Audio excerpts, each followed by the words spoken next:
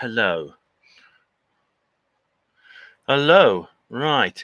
Now, can you all hear me? I've got Richard Kisnett in Neptune Returns already in the chat box. Good evening, everybody. How are you? Now, can you hear me? Because I'm using a different microphone this time to try and improve the sound quality. Because this one here I'm using. Because, well, the sound wasn't too bad on the last one. It was just evening, Rob. So let me know if you can hear me. It's a little sound test, guys, because on the last... oh, thanks, Richard. Loud and clear. That's good to know. So is it improvement? Is the sound better from this? Good evening. Greetings, David from Maine. The weather over my neck of the woods. Oh, thanks, David. You heard me too. It's been bloody hot, actually. Well, today's not so bad, but yesterday was roasting, absolutely roasting. Apparently, it's the hottest day on record. It reached 38 point something degrees in some areas. Luckily, I had to work through it, but I had a couple of cancellations, luckily, so I didn't have to work all afternoon. I'm using a different microphone, as I said, and so I'm hoping got 15 people watching already, which is good. I just got to do the shares thing, so let me just share it. Hey, Anthony, how are you? Right.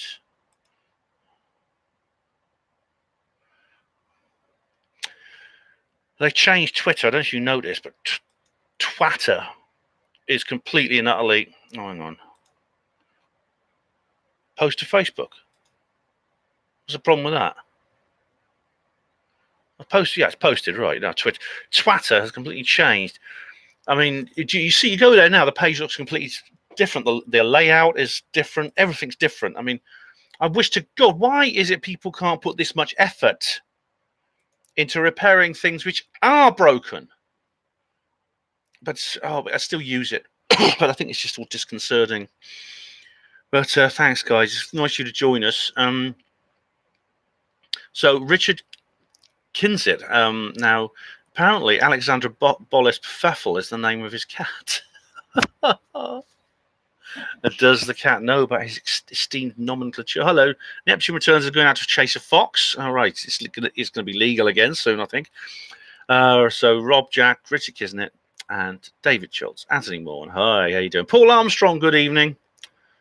The cat is not a deep state actor. I'm glad to know. Mary, hello, Mary 444. So welcome everybody. Now I've got to, before I go on to the main topic, I'm going to go through what I forgot to do. Hello, safety man. Hello.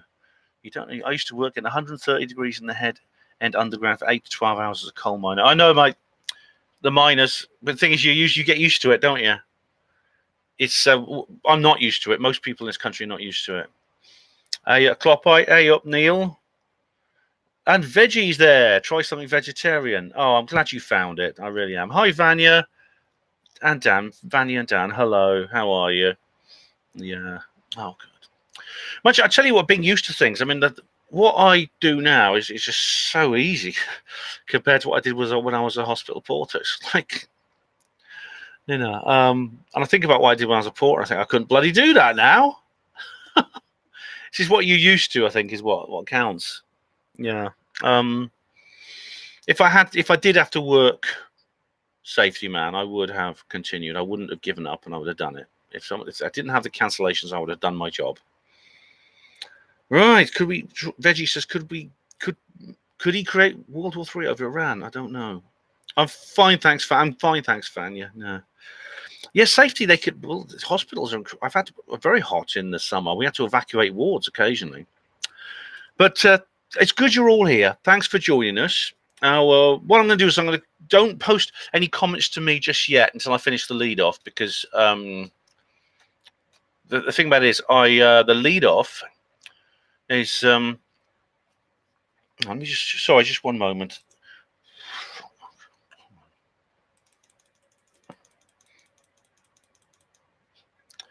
All right, just 1 second. I'm going to get this done.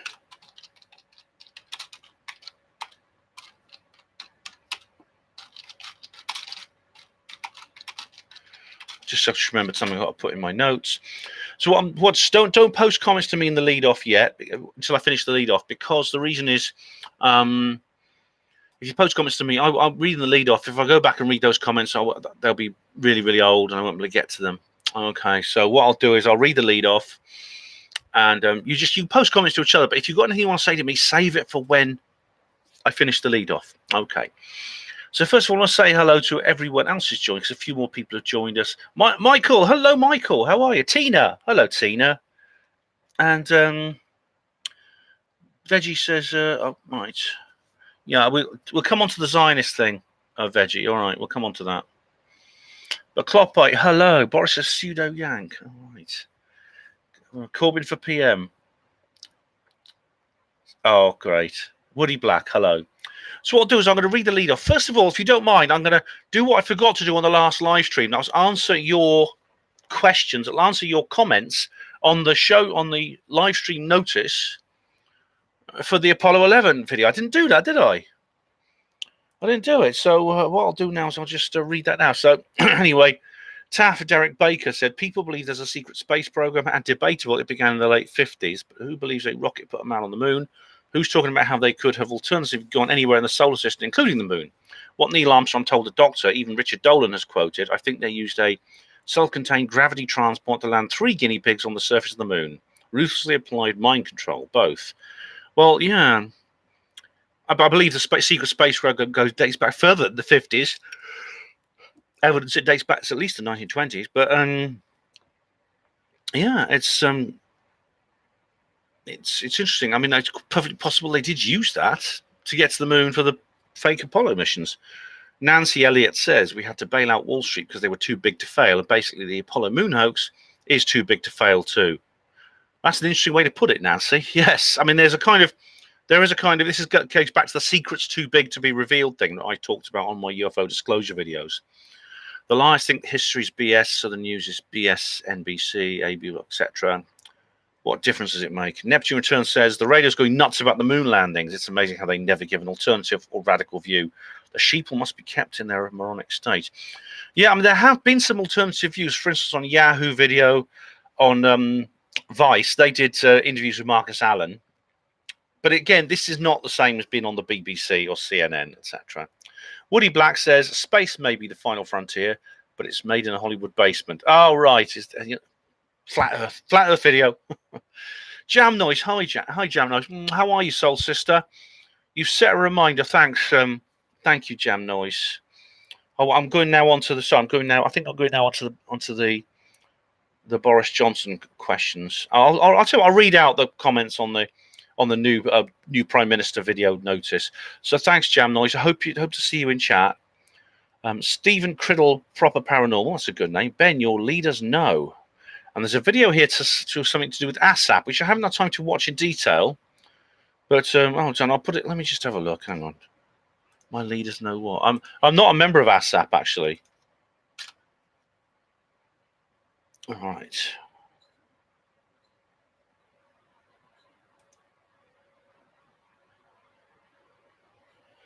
Oh look, I'm gonna have to. It's in my history folder now. I'll look at it later. Okay. Neptune Return says Boris is yet another part of the elite. Well, obviously, we're going to come onto this in the course of this discussion. Nothing as it seems says, I watched your last Kev Baker. Bravo. Thanks, Nothing. I'm glad you like being on Kev Baker. I love being on Kev Baker's show. Honestly, 2 hours just fly by with Kev. They really do. The electrogravitic anomaly reminded me of the mystery spot near Santa Cruz, California. I've not heard of that. But thanks for those comments, everyone. I'll just see what else is in there. Have I just... I'm glad you're all in. There's 37 people watching. That's good. And let's just see who's there. David Schultz says, so Ben, RT UK. Donald Trump calls Boris Johnson Britain's Trump. Oh, well, I'll be saying more later on. Well, because I'll be addressing the British Trump thing later.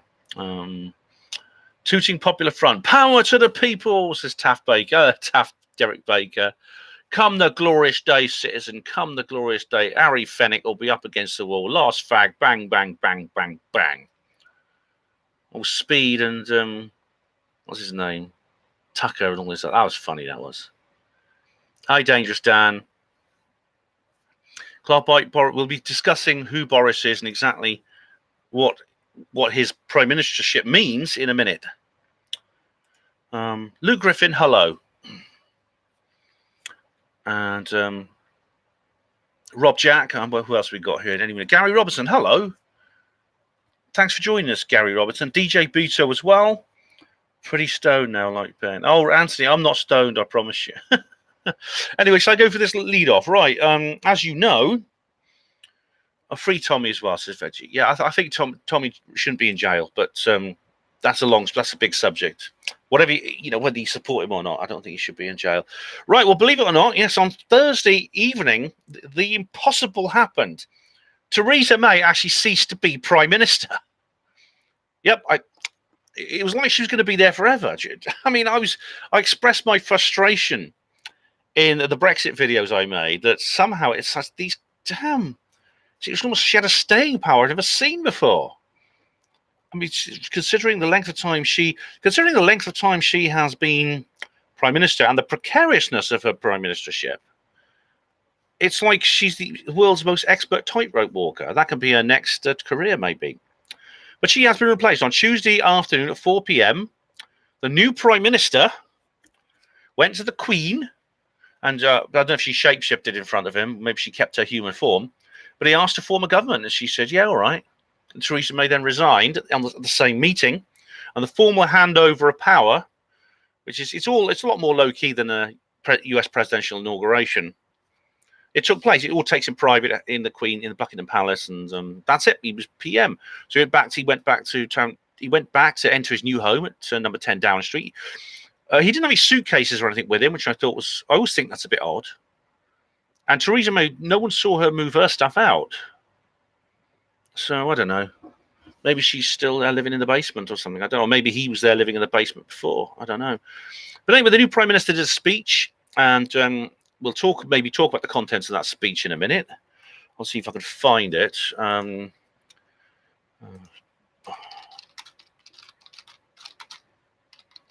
Maybe there's a transcript or something.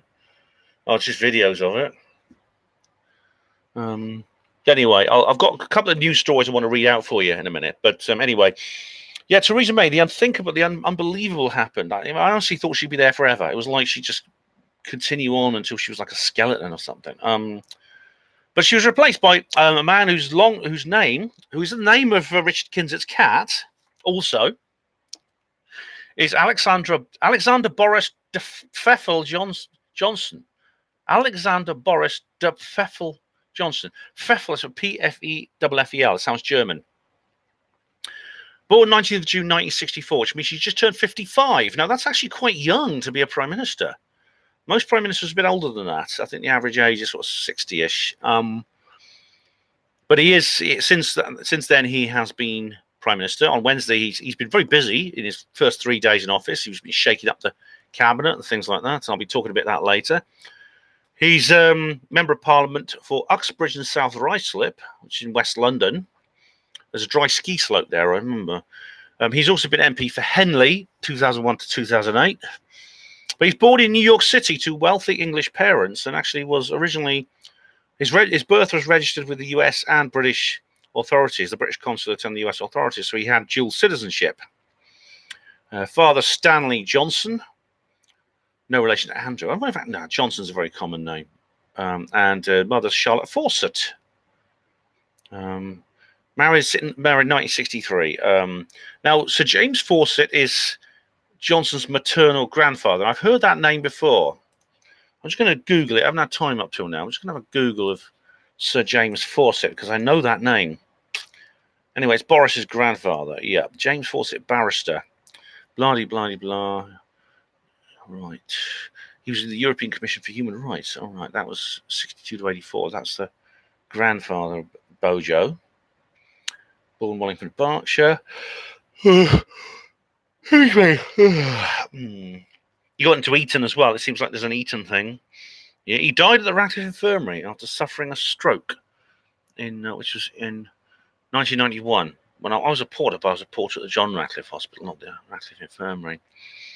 Well, I just heard that name somewhere when it doesn't seem particularly significant, except he was a member of the European Commission for Human Rights from 1962 to 84, and is the grandson. He's the grandfather of old Bojo. So, right, yeah. Anyway, his paternal great-grandfather was a Turkish journalist called Ali Kemal. So a Turk in there. That's quite relevant, actually, because he wrote a poem about the Turkish Prime Minister, which I will come to in a minute. Anyway, he describes it. He went to Eton College, the most elite British public school, and you hear horrible stories about what happens to good-looking young boys in places like that. But he says he was extremely spotty, extremely nerdy, and horribly swatty. Maybe the spots would have kept him safe from you-know-what that goes on in boys' public schools and boarding schools for boys. Yeah, he awarded the King's Scholarship to study at Eton College. His grandfather went there.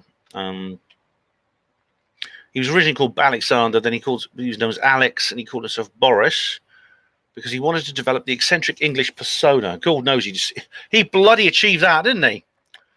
He read classics at Balliol College, Oxford, and yeah, he was. It was just before. I mean, when would he have been a student? He would have been a student when I was like a kid. In 1984, he was elected General Secretary of the Oxford Union. All right, the debating society. Now, this is not mentioned on his Wikipedia page, which is where I got most of this information. But he was a member of the Bullingdon Club. The Bullingdon Club is an exclusive all-male dining club for Oxford University undergraduates. I've got something else I've got to remember. I've got to do. One moment. But anyway, the Bullingdon. I'll come back to that in a minute.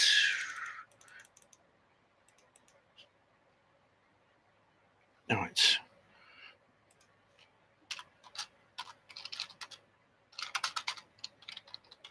Boris and Bilderberg. I'm giving away I'm not going to mention that in a minute.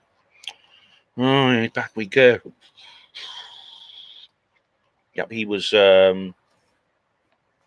The Bullingdon Club is an exclusive all-male dining club of Oxford University for Oxford University undergraduates, though it's not officially recognised by the university. Noted for its wealthy members, grand banquets, and boisterous rituals and destructive behaviour.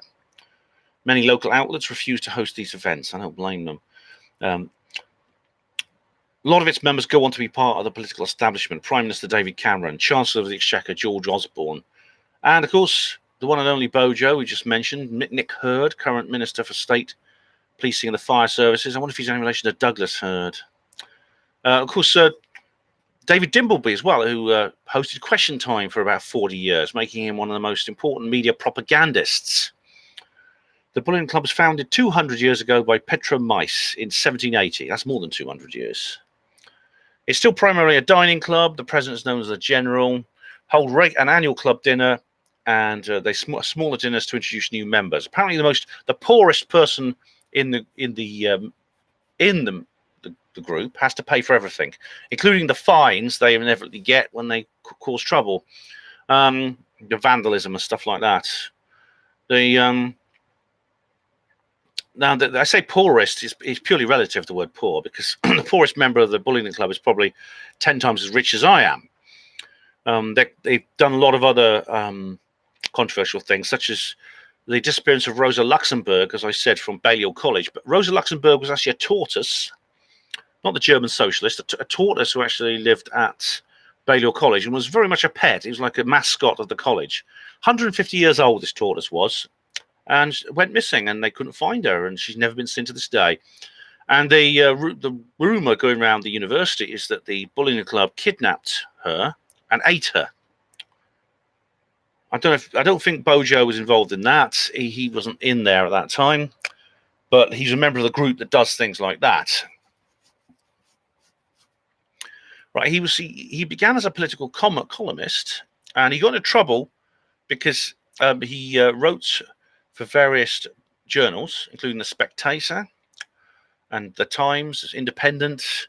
He used the word pickaninnies and watermelon smiles when referring to Africans, which is pretty unpleasant, actually. I don't think watermelons. I don't think watermelon smile. I mean, that's just like descriptive, but pickaninnies is a racist term. He championed European colonialism in Uganda, which is odd because he's not championing European colonialism in Britain. And he actually referred to homosexual men as tank-top bum boys in one particular article. Somehow this got through the editors. I don't know, unless they were added by the editor, in which Boris is not responsible for that and can't be blamed for that. In which case, maybe it was an attempt to slur him. I don't know. But he does have this brash manner. He does sort of like, he does say things which are quite avant-garde, and I don't know whether to be shocked or laugh sometimes, because, well, he was pretty. He said that people in Liverpool are what's he called them? He said they're sucking the bones of their own victimhood or something horrible like that. He said that over the Hillsborough disaster. He said it when Ken Bigley, a man, was murdered by ISIS. He was executed on live on the internet by ISIS in Iraq, beheaded. It was a Liverpudlian. And he said that they were just too, he said Liverpudlians are too sentimental and things like that, which is tactless to say the least. And as far as Hillsborough goes, I understand why people were upset by that. I really do. However, he did appear at the Gay Pride. He goes to Gay Pride events in London, and he's always made very welcome, which makes you wonder if he's sometimes saying something he doesn't mean, because people do sometimes say things they don't mean. And the problem is, it makes no difference nowadays. I remember he presented "Have I Got News for You," and he is an entertaining character, I must say. Whatever he is, Boris, he's never boring. I mean, Theresa May, just listening to her, and I go, I mean, David Cameron, I go, ugh. But Boris, he is funny. He's amusing. He's an amusing speaker. Just going to check the framing. I think has my camera drifted at all? Hang on.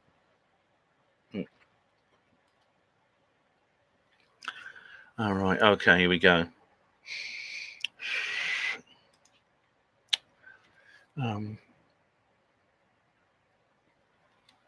It was thought he would just remain a journalist, because he gained a reputation as a journalist for the Spectator, and he was strongly criticised, included by his father-in-law Charles William, for allowing Spectator columnist Taki Theodorakopoulos to publish racist and anti-Semitic language in the magazine. Now, I don't know exactly what Taki Theodorakopoulos said, but I know that he went on to. That man went on, well, whose name I won't pronounce. He went on to pronounce. He's a Greek name. He did create another magazine called Taki's Mag, which Richard Spencer was a columnist for. Richard Spencer, who's a white nationalist in the United States, and so that's interesting, actually. That it indicates what I've said before, that he does. Despite his bumbling manner, despite the fact that he has a loose mouth, he does display a remarkable resistance to cultural Marxism, and that's interesting. Even though, like I say, he can be rude. I mean, he can say things which genuinely are racist. I mean, we're in a difficult situation now, because so many things are called racist that when the real thing comes along, people don't recognize it. It's, in a sense, we've been desensitized so much, because people do a tweet which says, I'm going to South Africa, hope I don't catch AIDS, and suddenly they're racists and things like that. Or Donald Trump is a sexist because he made a joke 11 years ago about slapping somebody or something like that. So that's an interesting connection there. Anyway, he became an MP, like I say, for Henley. He got in trouble again because he rugby tackled it. He did like a rugby tackle with a little boy at one point. That was back in 2006, and he got into trouble for that. Although I don't know if anyone was hurt in that. He himself got into. He was in a rugby match once, and somebody hit him headbutted in the nuts, or he headbutted someone in the nuts. I'm not sure, but he went to the Papua New Guinea High Commission and protested. And the commission protested because he compared the Conservatives' frequently changing leadership to cannibalism in Papua New Guinea. Again, that's risque. It's politically incorrect. The thing is, there is cannibalism in Papua New Guinea, and I mean that's kind of a fact. So again, what is the cause of the country's complaint against him? That the fact he mentions something which happens, or mentions it similar to the Conservatives' leadership swapping and things like that. Again, you see, is that really so bad? And he's famous for the buses, the famous buses, that the Boris's bus, which you see in London today, look like one of those. They look rather like one of those mutilated seals that David Caton is often displays on Rich Planet. And Boris's bikes, which are like public bikes, cost 140 million to buy them, and they're just like these ones you like check out with your credit card. He was criticised for his response to the London riots because he wasn't in the country at the time, holidaying with his family in British Columbia, and did not immediately return to London. He came back 2 days later. Then he sort of like won back the hearts of the people because he appeared with a broom, if you remember, with Boris's broom. He got in an argument with Victoria Borick in the London mayoral chamber, whoever she is, and he referred to her and his other political opponents as great supine protoplasmic invertebrate jellies. See, I like that about him. I mean, I like it when he does these sort of things. That he uses this kind of. It is Trump-like, except obviously has a larger vocabulary than Trump. But it's quite funny that I really do think that is the case. He attended the World Islamic European Forum in London, where he asked some questions alongside the Malaysian Prime Minister, Najib Razak. He joked that Malaysian women attended university in order to find husbands, causing some offence among the female attendees. The thing is, again, that's not factually untrue. I mean, if you go to, you can get the mail order brides are often saying, can you sponsor me to enroll in university? And I don't blame them. I mean, honestly, that's not controversial to say that, and there's nothing immoral about that. There's no fraud involved here. Mail order brides are actually quite open about their reasons for being a mail order bride, and I'm really not it's not something I would want to do. I mean, I went to a Filipino party once because a lot of the porters are Filipino. One of them invited me to a party, and lots of other Filipinos were there, Filipinos and Filipinas, which is female Filipinas. And I went in, and they were just like, as soon as they knew I was single, they were all over me. I've never felt so in demand. I mean, honestly, you think I was Tom Cruise or something. And they were showing, some of the married women were showing pictures of their sisters and their cousins and their nephews and nieces, and saying, "Look, do you like the look of her? I'll put you in touch." It's a way. Marriage is a way of legal immigration. It's a method of legal immigration. And I don't feel resentful to immigrants at all for whatever method they use of immigration. I live with 2 Sudanese immigrants very happily. I'm against immigration. I think it needs to stop. But I don't resent the people who do it. I understand why they do it, and I understand why it's being done. It's because of here you get a better quality of life. And if I was in their position, I'd do exactly the same. I believe this whole world could have a good quality of life, which would then remove the need for immigration. In fact, if you've read the Roswell trilogy, you'll know that in Roswell Redeemed, it's places in Africa and places like that have an immigration problem of people from the West because they want their place in the sun, see, when they retire and things like that. And so it's the immigration system is kind of reversed. It's today's third world, which starts taking in immigrants from the colder, temperate countries, which the West tends to be.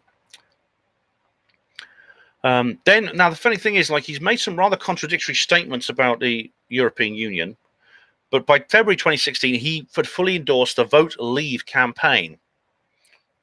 And he called David Cameron's warnings about leaving greatly over-exaggerated. He came up with this phrase, Project Fear, which is a very, very good phrase.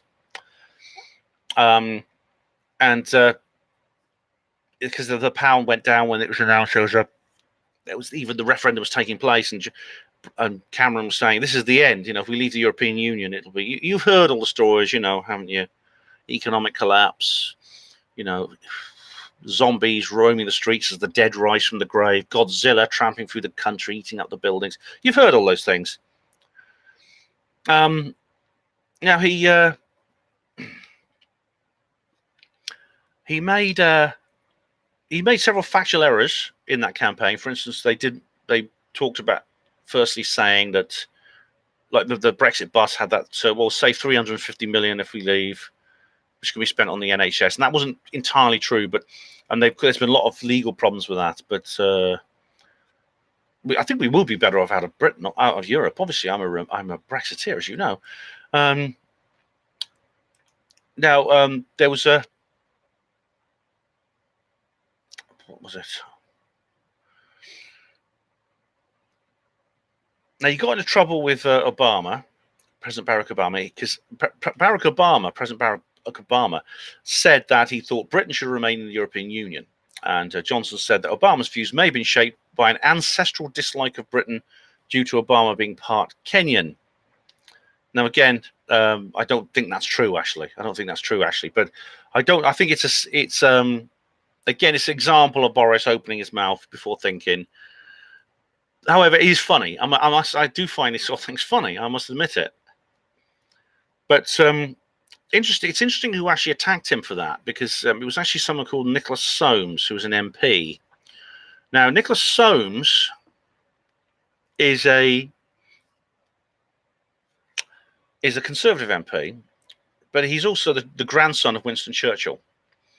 He's also, interestingly, Winston Churchill's family are unbelievable. Churchill, if you look at Churchill's upbringing, he had the abusive upbringing the aristocracy always get. They don't get any parental love. They're sent off to boarding school where they get buggered senseless from dawn till dusk by older, richer boys, to quote Neil Sanders.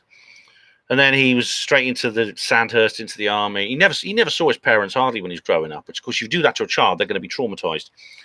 And also, Churchill's father, Randolph Spencer Churchill, is probably the leader of the Jack the Ripper gang, who killed, I think, 6 women in London in 1888. And Nicholas Soames' brother is the CEO of Serco. Serco is what is to be known as the biggest company in the world you've never heard of. It's very similar to Carillion PLC, a company that I was seconded to at the hospital, basically public service contractors. Now, he said during campaigning there was an attempt by the EU. What they wanted to do was create the Roman Empire out of a united Europe. And he said Napoleon, Hitler, and various people tried this out, and it ends tragically. The EU is an attempt to do this by different methods. He's absolutely right. Was 100% right. It's actually quite refreshing to hear someone say that in politics. It's absolutely true. That's exactly what it is. There's a thought that Johnson might run for Prime Minister after Cameron resigned, but he didn't. Then Michael Gove slagged him off, and he then ended up endorsing Andrea Leadsom, but she dropped out, and eventually we know that Theresa May got in, didn't she?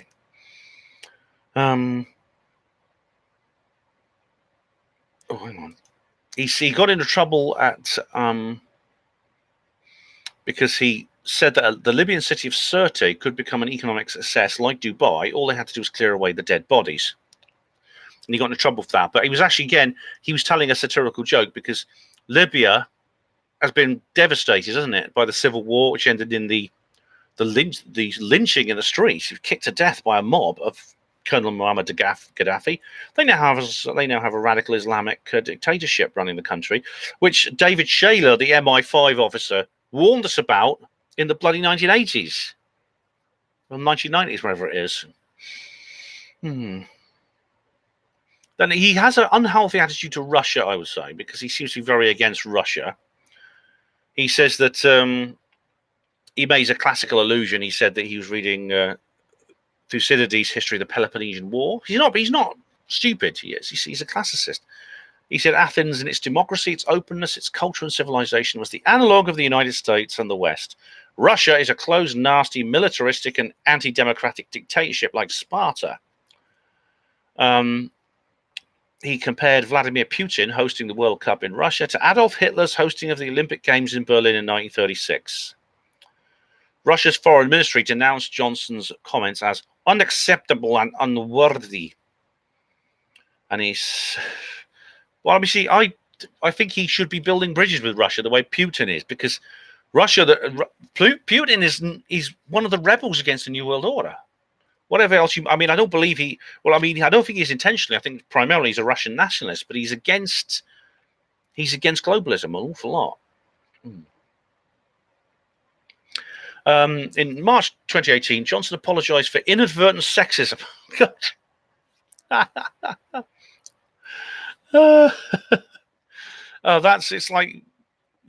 so Orwellian, isn't it? That's so culturally Marxist, modern Orwellian bollocks. He called the Shadow Foreign Secretary Emily Thornberry Lady Nugent. Now she's married actually to Christopher Nugent, but did not use his surname. All right, he apologised, but inadvertent sexism. It's not. It's just like if you get someone's name wrong, I just say sorry and I use their right name. Why is labels like sexism and racism and these other things apply to these mistakes? It's like that awful video I saw where there's this transsexual woman attacking a man who calls him sir, and she says it's ma'am, not sir, ma'am, and then she goes on to an absolute rant against this guy.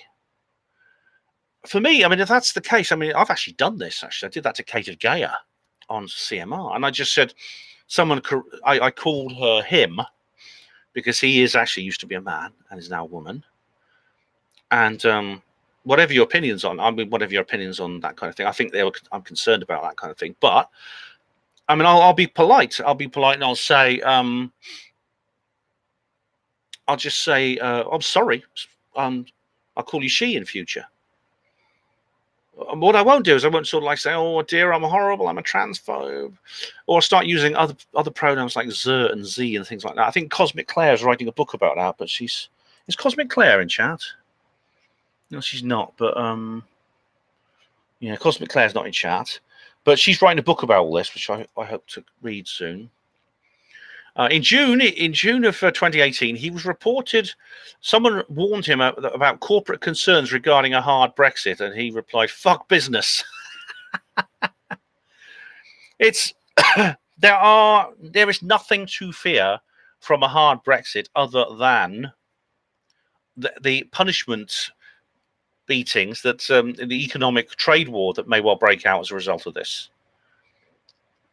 And if you say, well, we're not going to do Brexit now because the EU will then threaten us with this damn trade embargo and things like this, you might as well just shrug your shoulder and say, okay, well, I'll appease these bullies then. You stand up to bullies. You do not appease them. That's what you do. You stand up to them.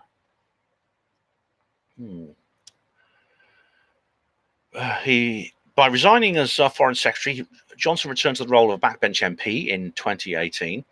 He delivered a resignation speech stating that ministers were saying one thing about the EU, about what they were really doing, and pretending another to the electorate. Well, that's exactly what they were doing, isn't it? He's the only political figure who actually said it. He says, it's not too late to say Brexit. We have time in these negotiations. We have changed tack once, we can change again. Okay, well, now he's in a position where he has a chance to. Let's see if he does it.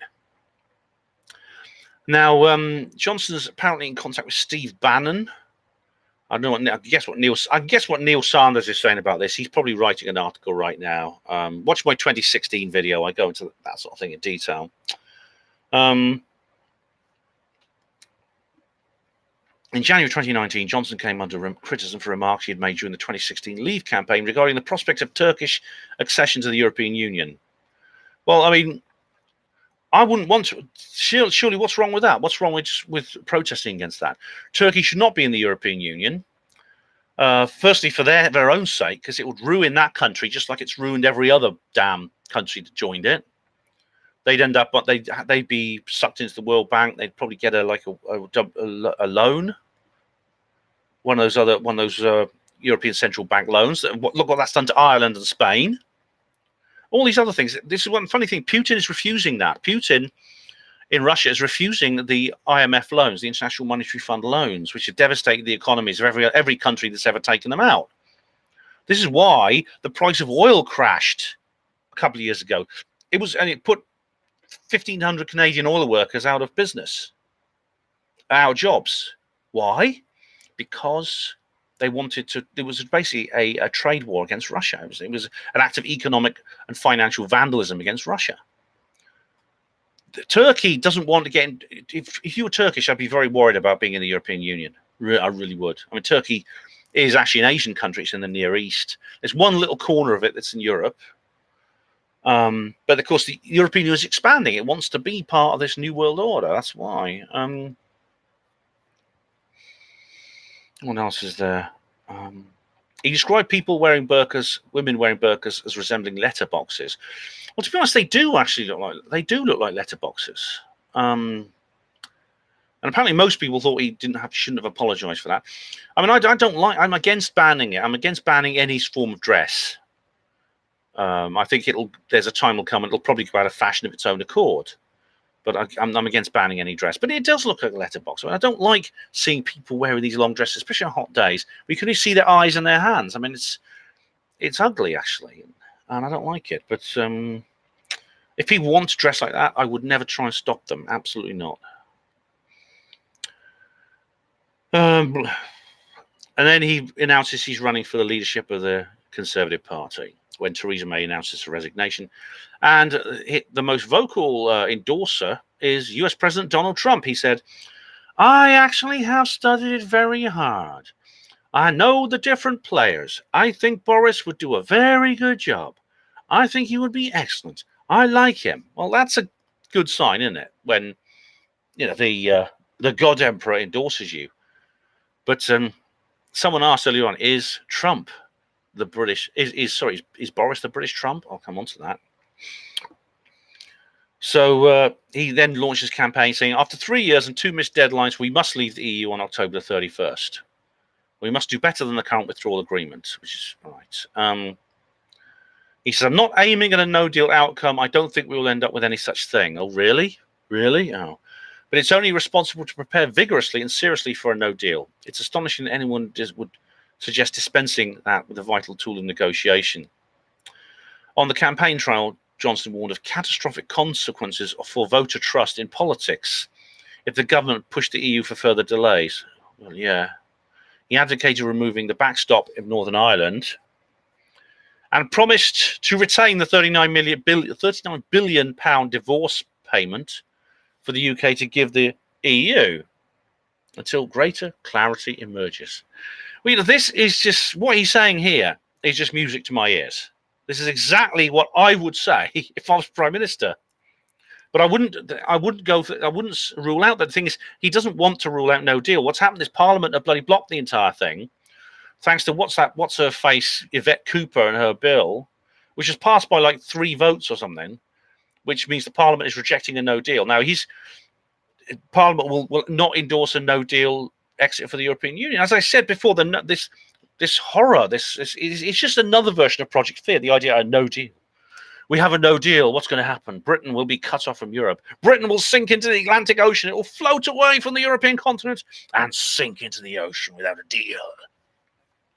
Utter nonsense. I mean, we leave on WTO rules. I won't go into that now. I've talked about it on previous videos. But the catastrophic consequences of voter trust is something of an understatement. It's even Ramonas are now getting scared of this. That if the government just say, well, look, we're not going to have Brexit, that's it. That's frightening. It is. And I mean, surely people can see through the backstop rubbish. I've talked about that. It's just an artificial barrier that's been put in the way. And as for the £39 billion we've got to give the EU to leave, I say, tell them to whistle for it. If they want to come and get it, we'll meet them on the beach.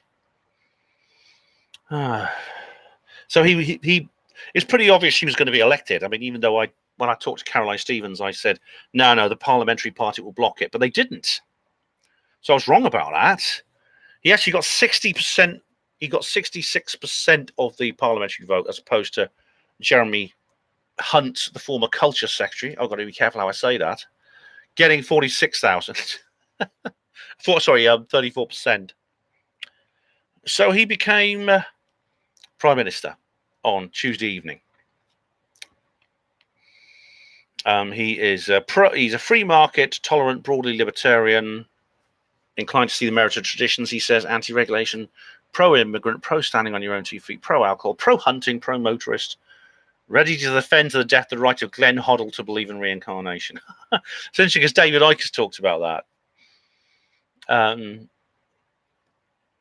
In 2014, former Mayor Ken Livingstone claimed in an interview with the New Statesman that while he'd once feared Johnson as the most hardline right-wing ideologue since Thatcher, Over the course of Johnson's mayoralty, he instead concluded that he was a fairly lazy tosser who just wants to be there and do little work. Well, obviously, Ken Livingstone was a rival of Boris for the London mayor. So, yeah. And now they're calling Ken Livingstone an anti-Semite now. I've talked about this on a previous video. They're calling him an anti-Semite. Well, all he did was he quoted this Lenny Brenner idea, which he found out about Hitler trying to do a deal with the Jews to move the Jews to the Holy Land. And for that, he's now an anti-Semite. So Ken Livingstone, just the left will eat their own if you step out of line. And Peter Tatchell, actually, who I'm not a fan of, he did a very good speech a little while ago about, it's called "What's Wrong with the Left," and he talks about everything that we talk about the SJWs get up to. He wouldn't go as far as to say, therefore, I'm abandoning this whole ideology. He wouldn't do that far. He believes it can be reformed. That's what he was proposing. And Peter Tatchell is a guy who actually got banned. He got no platforms by a gay rights organization. Peter Tatchell being no platform by a gay rights group. It's crazy, isn't it? It's like the Indian nationalists deplatforming Gandhi. Or the black people in America deplatforming Martin Luther King. Or they would do that now. They probably would do that. Black Lives Matter would spit Martin Luther King out onto the street like a mouthful of hot lava. Tatchell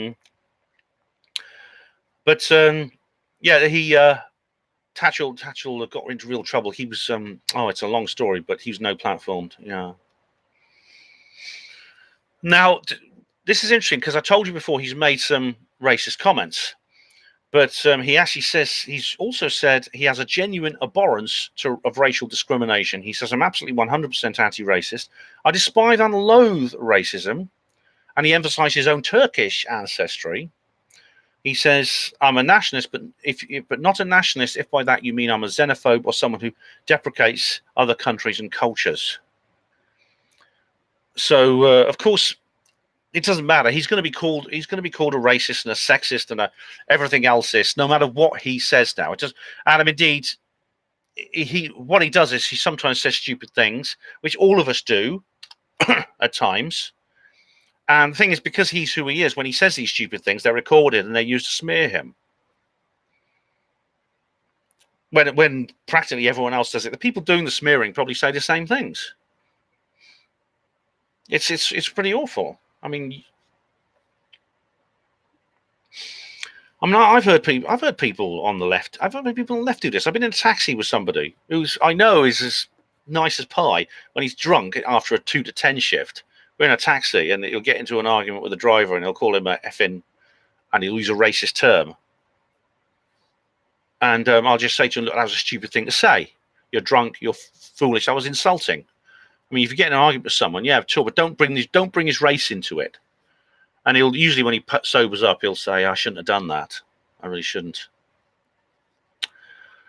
Johnson has publicly mocked and criticized Russian President Vladimir Putin. He described him as a ruthless and manipulative tyrant who looks a bit like Dobby the house elf. It's somewhat a character from Harry Potter.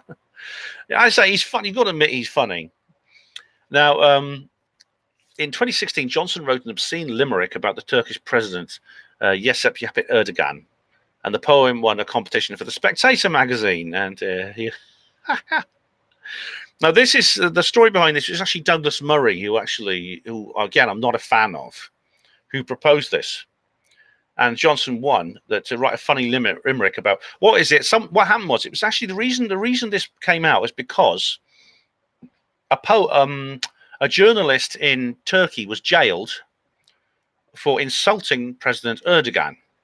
He wrote something that was just offensive. It wasn't actually subversive or anything. It was just offensive. So he's put in jail. So Douglas Murray, he was a free speech advocate. He has his good points.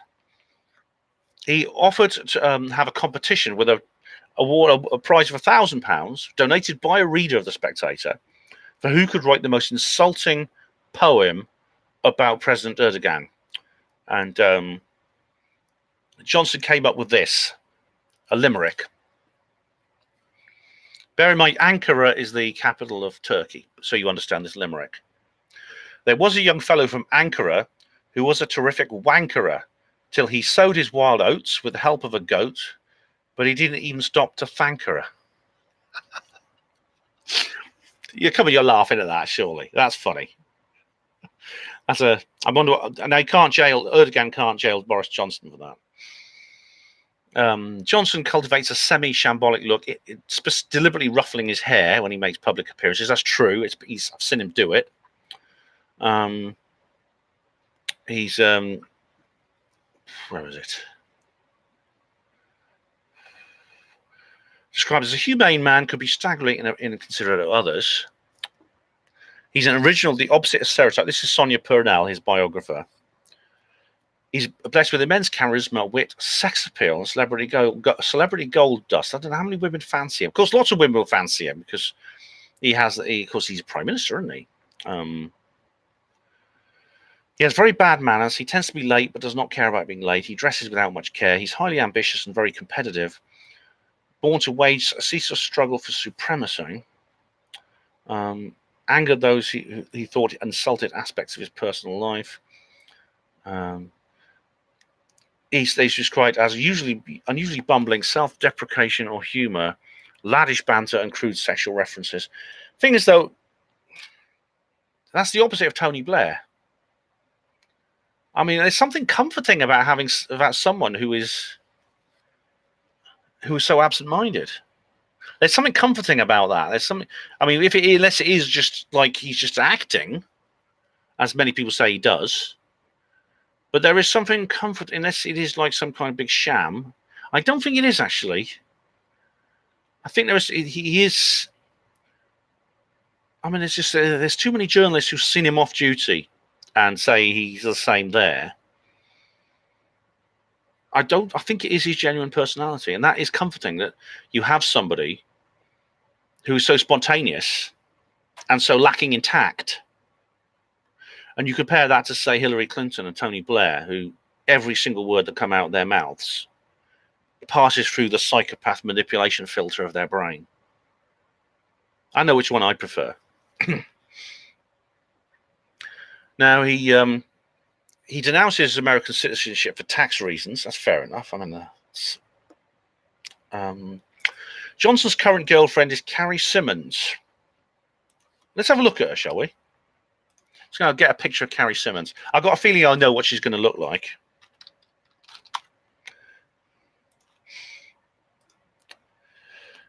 She's I think she's very attractive. She's very good looking. She's pretty. I don't know what she's like in terms of personality. She's very pretty, and she's probably about a good decade younger than him. Again, this is like Trump. It's a fact of the matter is that old men can woo younger women. They can attract younger women if they have the right qualities. And so for many women, that is wealth, power, prestige. Look at Trump. I mean, I don't think there's anything immoral about that, actually. And of course, because that doesn't include me, obviously. No. Right. Boris Johnson smoked cannabis before he went to university. He's admitted to using cocaine. Again, they all do that, don't they? Sonia Purnell described him as the most unconventional yet compelling politician of the post-Blair era. I'm just glad we're in the bloody post-Blair era. She added that Britain, he was beloved by millions and recognised by all, and has been characterised as a Heineken Tory who can appeal to voters that other Conservatives cannot. People love him because he makes them laugh. The darling of the Tory rank and file. Again, this is why I thought he wouldn't get in, because the Tories actually changed the rules on leadership elections after Jeremy Corbyn won the Labour leadership election. Because, see, Corbyn is a popular leader with the rank and file of Labour. The constituency party members love him. He's very popular with the general Labour membership, but the parliamentary party don't want him. The parliamentary party is much more right-wing. They're much more centrist. They're more kind of like what's her name? The leader of what they called CUC, Change UK. I call it No Change UK. They're more like that, which is why so many of them broke off. which is why the Conservatives changed the rules, which meant that the parliamentary party has the final say on the last two candidates in any election. But they voted for Johnson because I think the thing about it is, I think if they'd elected bloody Hunty, whatever his name is, Hunty Wunty, I don't, these people, I can't even picture him in my head. He's so ordinary. He's like a male Theresa May. I mean, listen to him speak. He's so boring. I think they knew that if they didn't elect Boris Johnson, the Conservative Party was finished. It would fall behind the Greens. It would probably lose most, if not all, of its parliamentary seats over the Brexit issue, because Hunt would then go, "Oh, we can't leave without the deal. I think we're going to have to cancel Brexit." He would. It's like Jeremy Hunt is like, do you remember that Lenny Henry comedian? And he has that song, "He's so very ordinary." That's what I think of Jeremy Hunt. The problem that it could be a problem though, because Johnson might lure Brexit Party voters away from the Brexit Party back to the Tories or to the Tories, which means that what I think needs to happen. I'll talk more about the end. What I think needs to happen, where he can go from there. Purnell recognised that during the 2008 mayoral elections, Boris was polarising opinions to the extreme. Critics calling him variously evil, a clown, a racist, a sexist, and a bigot. Like, that's not exactly original, is it? Like I've just said. The Guardian journalist, wait for it, Polly Toynbee. If she hadn't been a hospital porter for a month, I would hate that woman. But I have to salute her as a sister porter, unfortunately, because she works at the Chelsea and Westminster Hospital as a porter just to find out what it was like. She called him a jester, toff, self-absorbed sociopath, and a serial liar. I like him. Labour politician Hazel Blears called him a nasty right-wing elitist with odious views and criminal friends. Very different to the Labour Party, of course. When you consider, what was it? The wife of the Prime Minister, Cherie Blair,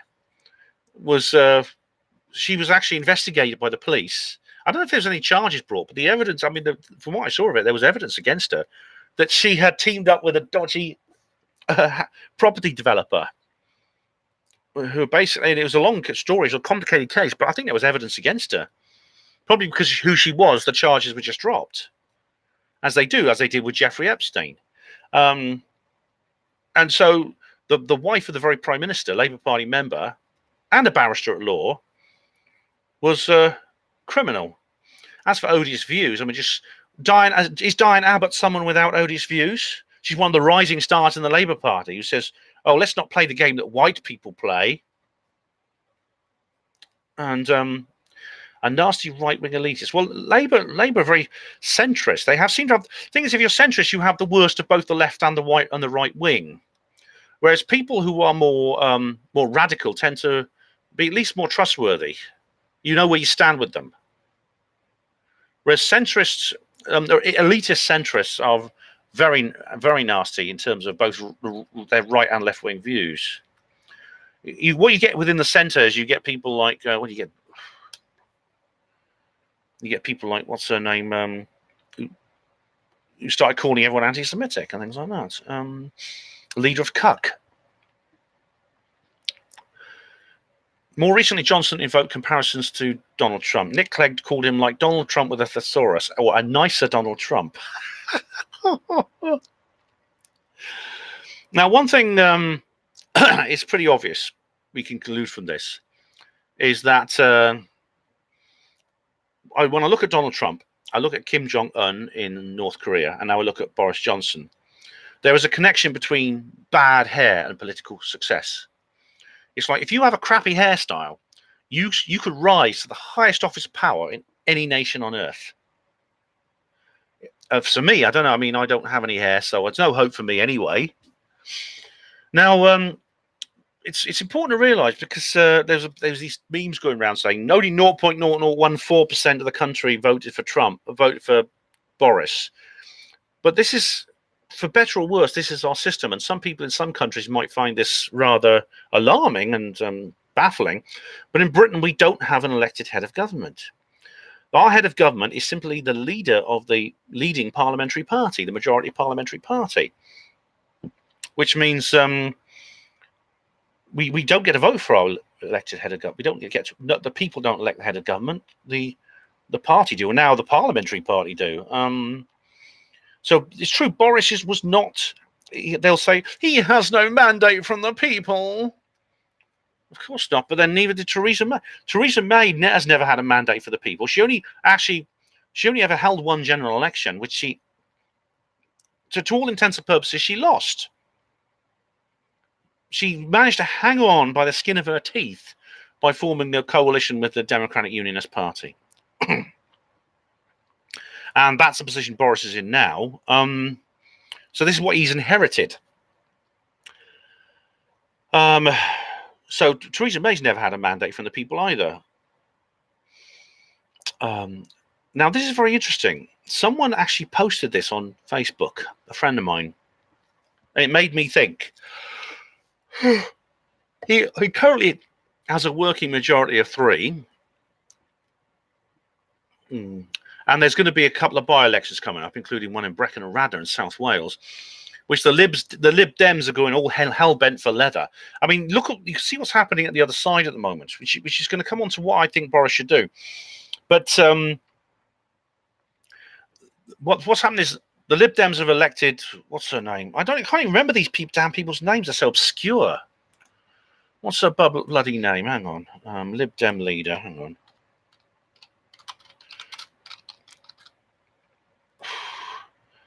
What's her damn name? Jo Swinson. Right. Jo Swinson is the leader of the Liberal Democrats. I think it's all lining up now because, as we know, one thing that Brexit has done is it's turned everyone into a single issue voter. And the only real issue now is Brexit. And Brexit is split enormously along class lines in this country. Brexiteers tend to be white working class people, like myself. And we're not exclusively, but mostly white working class people.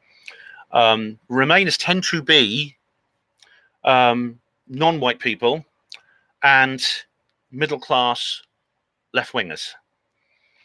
Now, Jo Swinson appears to fit in with that image. She seems to be the person that would fit in with that image, and there's all kinds of things she said. I mean, she's already immediately jumped into the saddle as a pure hardline Ramona. That is, cancel the referendum. You know, even if we've had Brexit, get us back in the EU. She reversed Brexit. It's totally.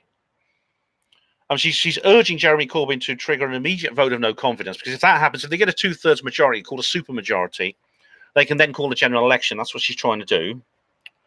She's desperate to fight this by-election in Monmouth and Radnor in South Wales, Brecon and Radnor, sorry, and win that seat away from the Tories. And there's going to be another by-election. It could be, if the by-elections go against the Tories, it means that Boris will then have a majority of just 1, a working majority of 1. And as I said, what I see happening is, seen as both parties are going, like both left-wing parties now, that is Lib Dem and Labour, are both going full Ramona. They're not. They dropped their gloves. They've dropped the pretense. They're just saying cancel Brexit, full stop. I mean, Jeremy Corbyn, who I used to feel a grudging respect for because I thought he was a man of. He may be misguided. I disagreed with a lot of his politics, but I did see him as a sincere individual. And I can respect sincere people even if I disagree with them. But it turns out he's equally an opportunist and two-faced as all of them, because he's now gone full Ramona as well. He's now second referendum, cancel Article 50. So what's going to happen is we could well see a coalition, a Labour Lib Dem coalition. I can see it coming. I'll say a bit more about that in a minute, but you can see by the choice of Jo Swinson as leader of the Lib Dems, they are trying to fit in with that. They've got somebody who fits in with that image because she's a woman. And you know the feminists will go nuts over that. And so will, and of course, everyone else on the left will go nuts over that because they'll all want to support the feminists.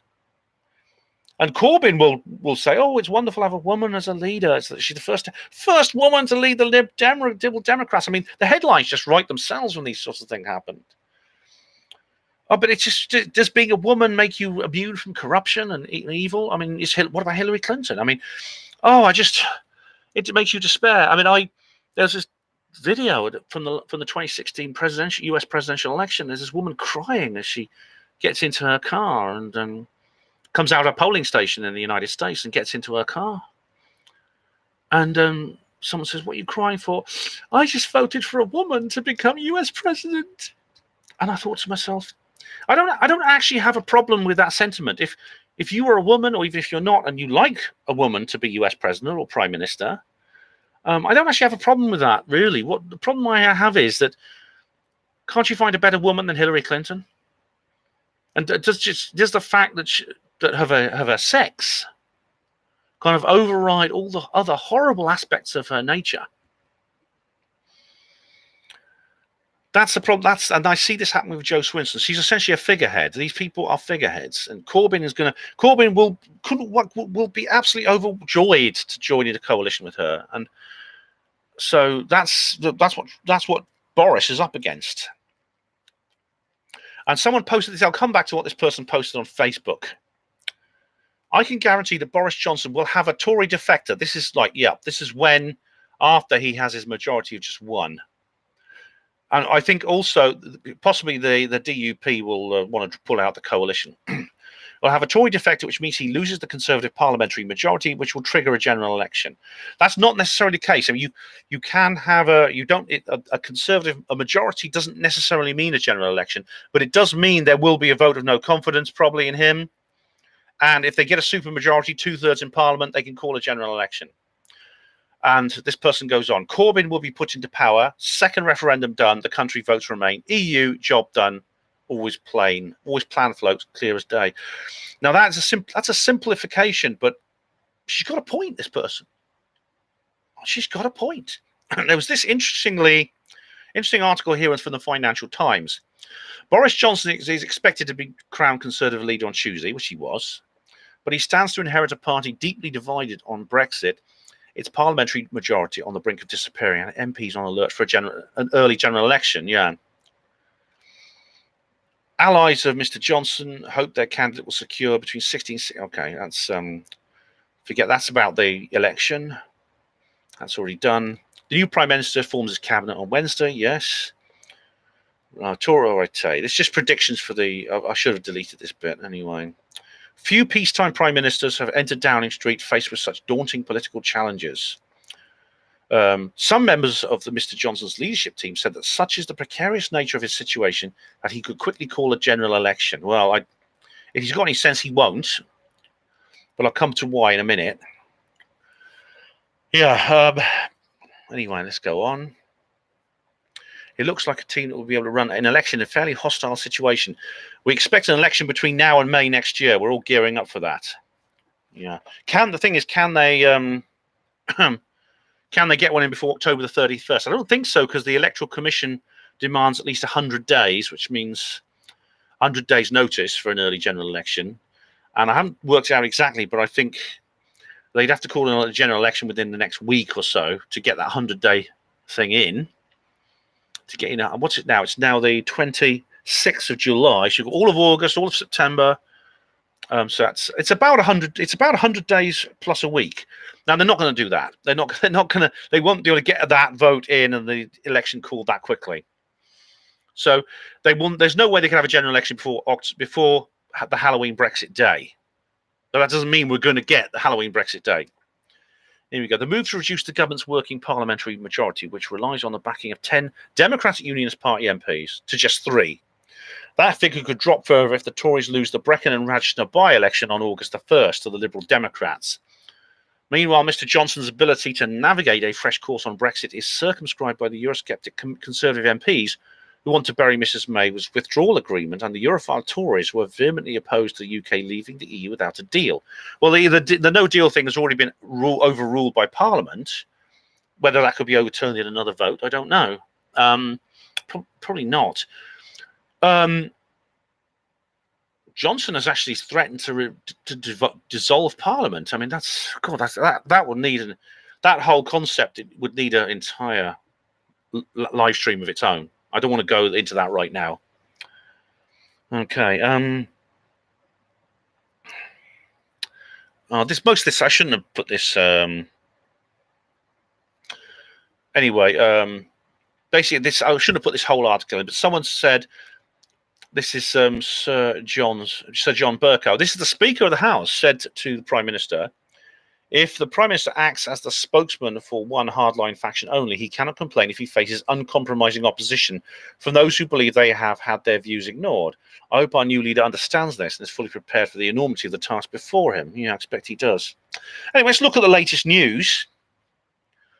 I've just got some news pages I want to look at because I've actually kept the news page open and not added it to my notes simply because things are changing so quickly. Firstly, let's look at his cabinet. Where is it? This is his cabinet.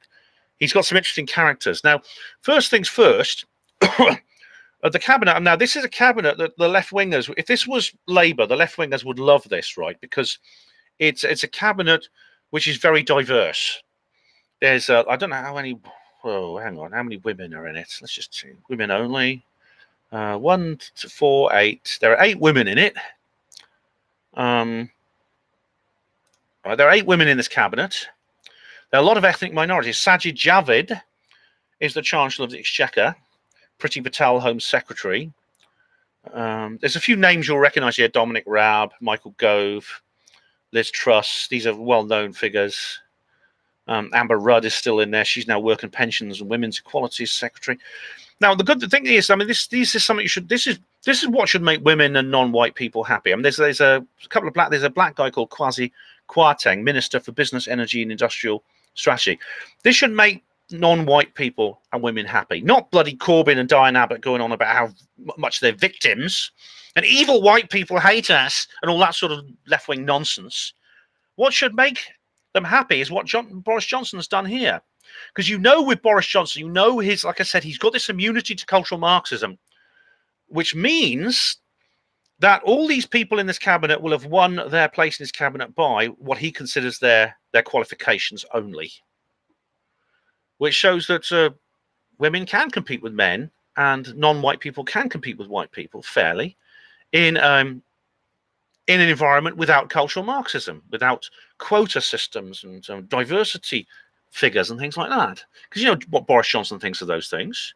So that's what should make women and non-white people happy, not bloody Diane Abbott going on about how I want more black women here, get these white people out and things like that. And what other insulting rubbish.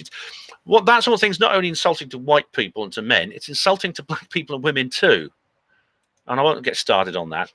His advisors, he's got some advisors. Dominic Cummings. Now, I heard that name before because apparently he's a controversial figure. I think he's something to do with that bus, the Vote Leave bus. I think it's because he got into trouble for that. There's Sir Edward Lister. I've not heard of him.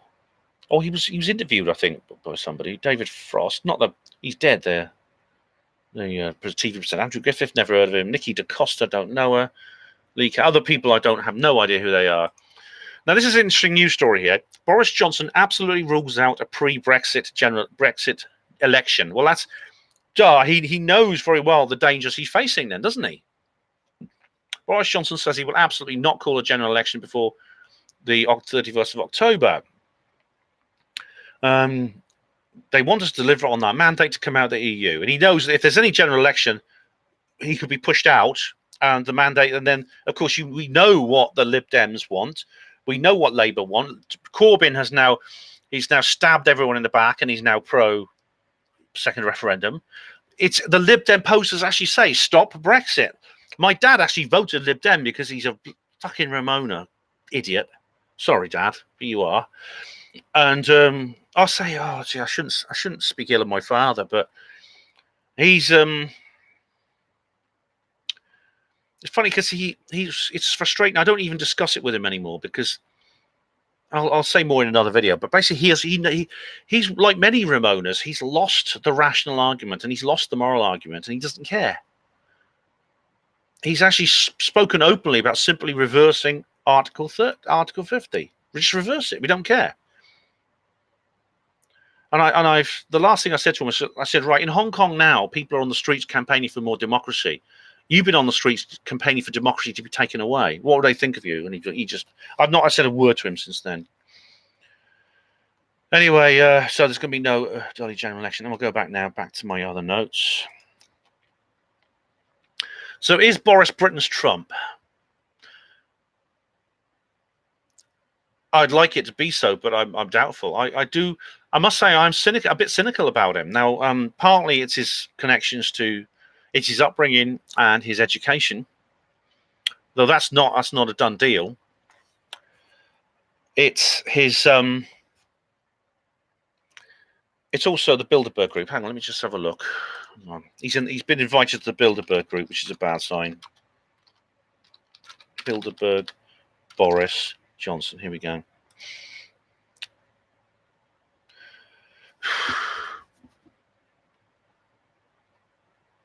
There we go. Boris Johnson's admitted he's a globalist. He's a classic Bilderberger. Now he is. I can't. Where's the details? I should have added this to my notes. A collective. This is, as I said, the Bilderberg group used to be secret. It's not anymore, thanks to tinfoil hat wearing loonies like us exposing it. He attended the meeting in Turin in 2018. Yeah, that's the one before last. Hang on, let's have a look. Members of Bilderberg. Who will attend? Blah, blah, blah, blah. I don't have time to go through all this. Former Chancellor George Osborne, Henry Kissinger, of course, Amber Rudd, Mark Carney, of course, all the usual. Full list of participants. Let's see if he's there. This is on the Bilderberg meetings, their official website. Let's go to Jay. No, hang on, his name's not there. Jordan, Vernon Jordan, Sonia Jost, no Johnson, no Boris Johnson. Hang on, maybe I was wrong about that. Okay, so maybe if he's not a Bilderberger, then... Sorry, I should have done my homework here beforehand. And so if anyone in chat can let me know if he actually is a Bilderberger, I'd be interested to know. If he's not, then perhaps there is hope for him. I don't know. Anyway, The Economist this is good. The Economist 2018 End of Year Awards for the worst in British politics. Boris Johnson received the highest award. The politician who has done the most to let down his party and country. He described Johnson as one of the architects of the Brexit catastrophe and the most irresponsible politician in the country that we've seen for many years. Well, if the Economist is saying that, again, that's another white bow on his chain, I think. Now, Boris has said strange things. He said here, Johnson in 2003, Johnson said of the EU, I am not by any means an ultra-Eurosceptic. In some ways, I'm a bit of a fan of the European Union. If we did not have one, we would invent something like it. Then he advocated the referendum from 2009 onwards. He called for Britain. Yeah. So he seems to, again, he has either changed his mind or done a U-turn, or he's playing a role, depending on what you think. So how do we know? Is he Britain's Trump, or is this some kind of confidence trick? I don't know. I mean, I've been looking around various truth movements pages, and there seems to be mixed feelings from very cynical. That is, he's just a shill. He's just a shill. And not all the people who are saying Johnson is just a complete shill are the same people who say things like Trump is just a complete shill. Some of the people who do accept that Trump is different are still not sure about Boris Johnson, will denounce Boris Johnson positively. But there's also other people who are saying he's wonderful. It's wonderful. He's great. He's going to take us out of Europe. Everything's going to be absolutely fine with Boris Johnson. He's on our side.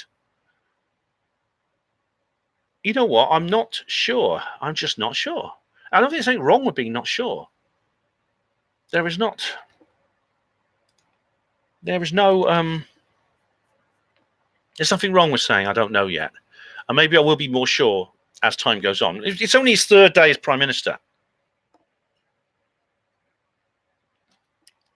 I think the question stands: what's he going to do now? Because he's going to have to fall. There's only one way. If there is a general election, for the reasons I've just stated about what the left and centre are doing with, I say, Corbyn and what's her name, Jo Swinson. I'll never remember that name.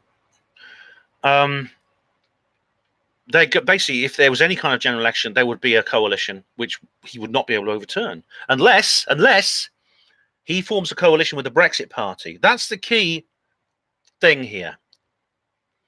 Will he form a coalition with the Brexit Party? Will he go to Nigel Farage and says, let's just join forces against the other forces that are united against us. Let's unite against them.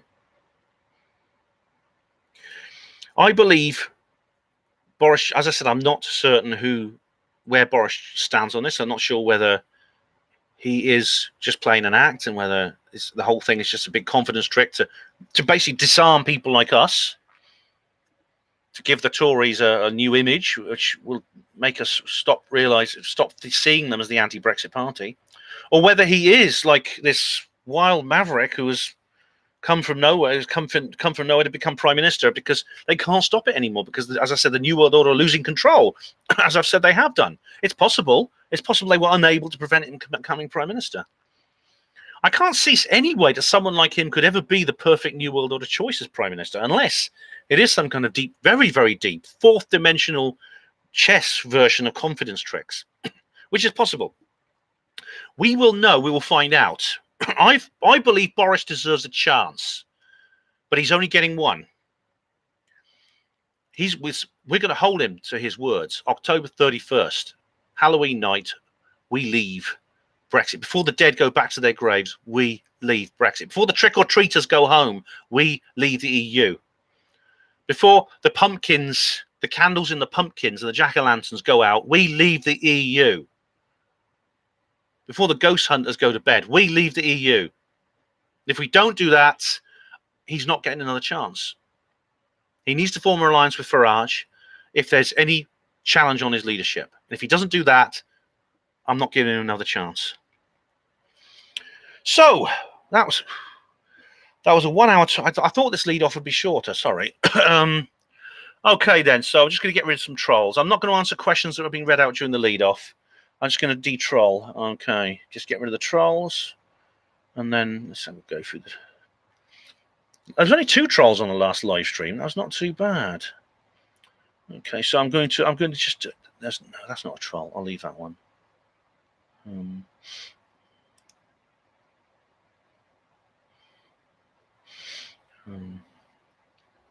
Oh, Kev Baker's there. Hi, Kev. Let's have a look.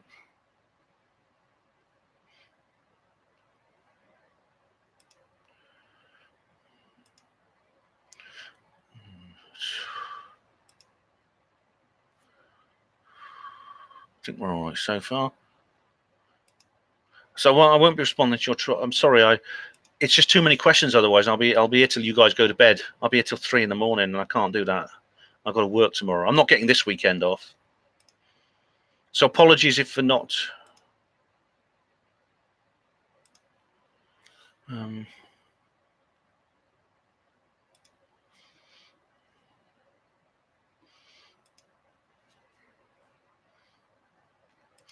So hold your questions for me. Okay, and I'll answer them as soon as I get through these. Okay.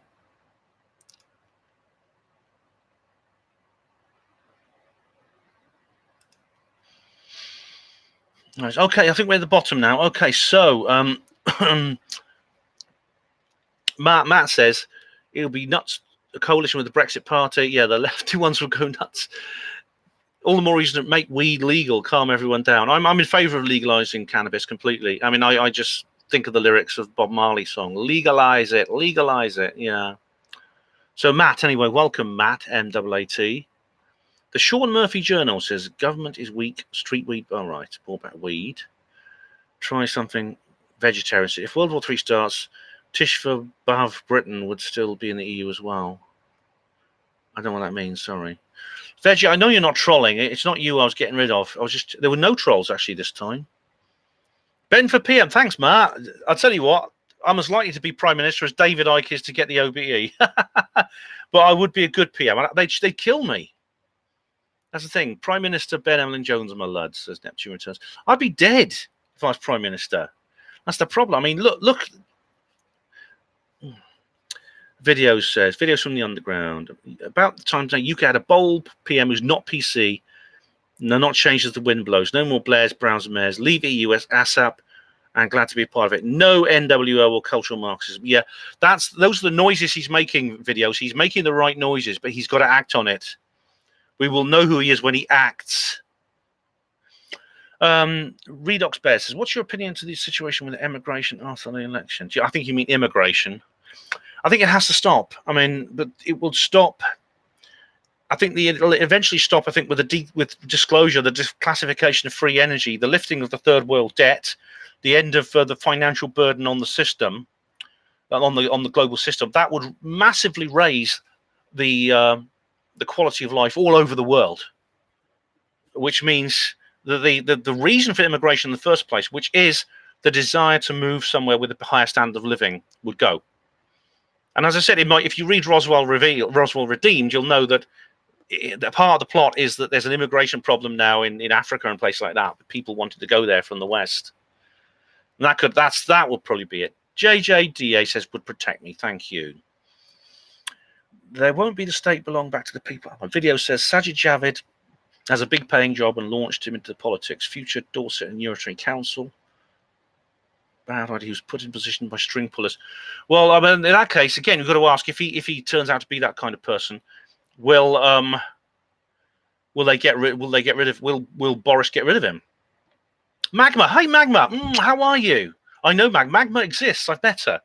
I've met her and her partner. I won't say his name, but I met them both. I've been to their house and everything. Hi, I hope I see you again soon, Magma.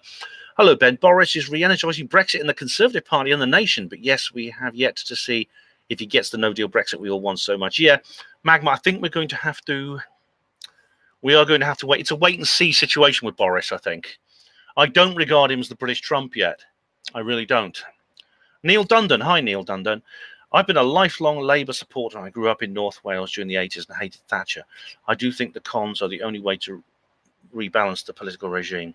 Well, again, that's an optimistic view, Neil, which I hope would be the case. Fenlander 69. Hi, Fenlander. How are you?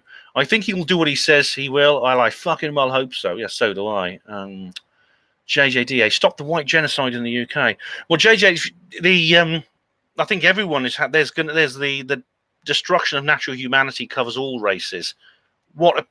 There's no doubt though that what people call white genocide is a real thing, but it's a strategy. It's not the end goal. I think the end goal is basically 500 million people who are transhumanist monsters for the New World Order.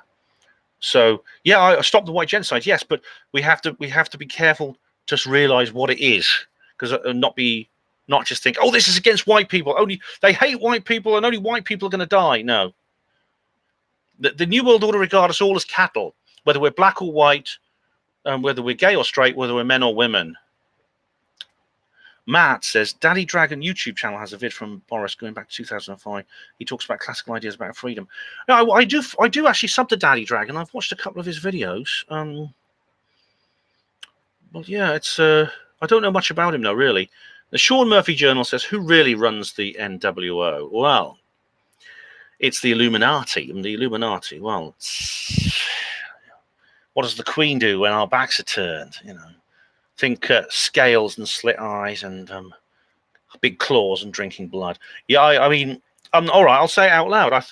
The reptilian idea that David Icke talks about is real. I think it's real. I mean, can't prove it, and people have said it's disinformation, but no, it's a big subject. But you'd ever see, I went to that RepCon thing. There's a case to answer. It really is. Macy, hello. Fabians will row out Ed Miliband's brother soon. Oh, God, yeah. What's his name? Ralph Miliband. Have you seen them? They're not twins, but they bloody look like it, I'll tell you. Ed Miliband is the chair of the Fabian Society. Yeah, I mean, I talked about the Fabian Society in my George Orwell live stream.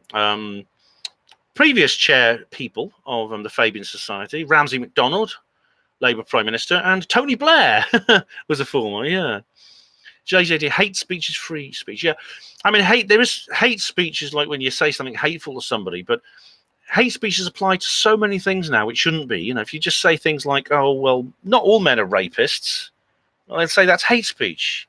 Or, you know, white people are not all evil. We're not all slave owners. And I say hate speech. So you see, yes, hate speech, free speech is a lot, not all, but a lot of what I would call free speech.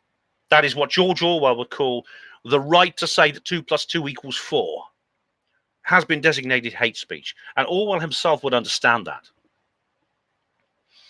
Video says, yes, he could align with the Brexit. Yes.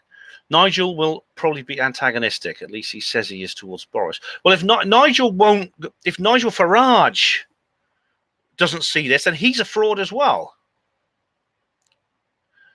Neil Desperano, they never invited Thatcher to Bilderberg. I think she did go. I think she went in about 76, just before she became leader. That Neil, I think she was in Bilderberg. She went to just one meeting. Now, if someone's found that Boris Johnson has been to Bilderberg, then I really thought he'd gone last year. If he hasn't, then that changes things a bit, I think. JJ says sensitivity should not lead to censorship. I think you mean, yeah.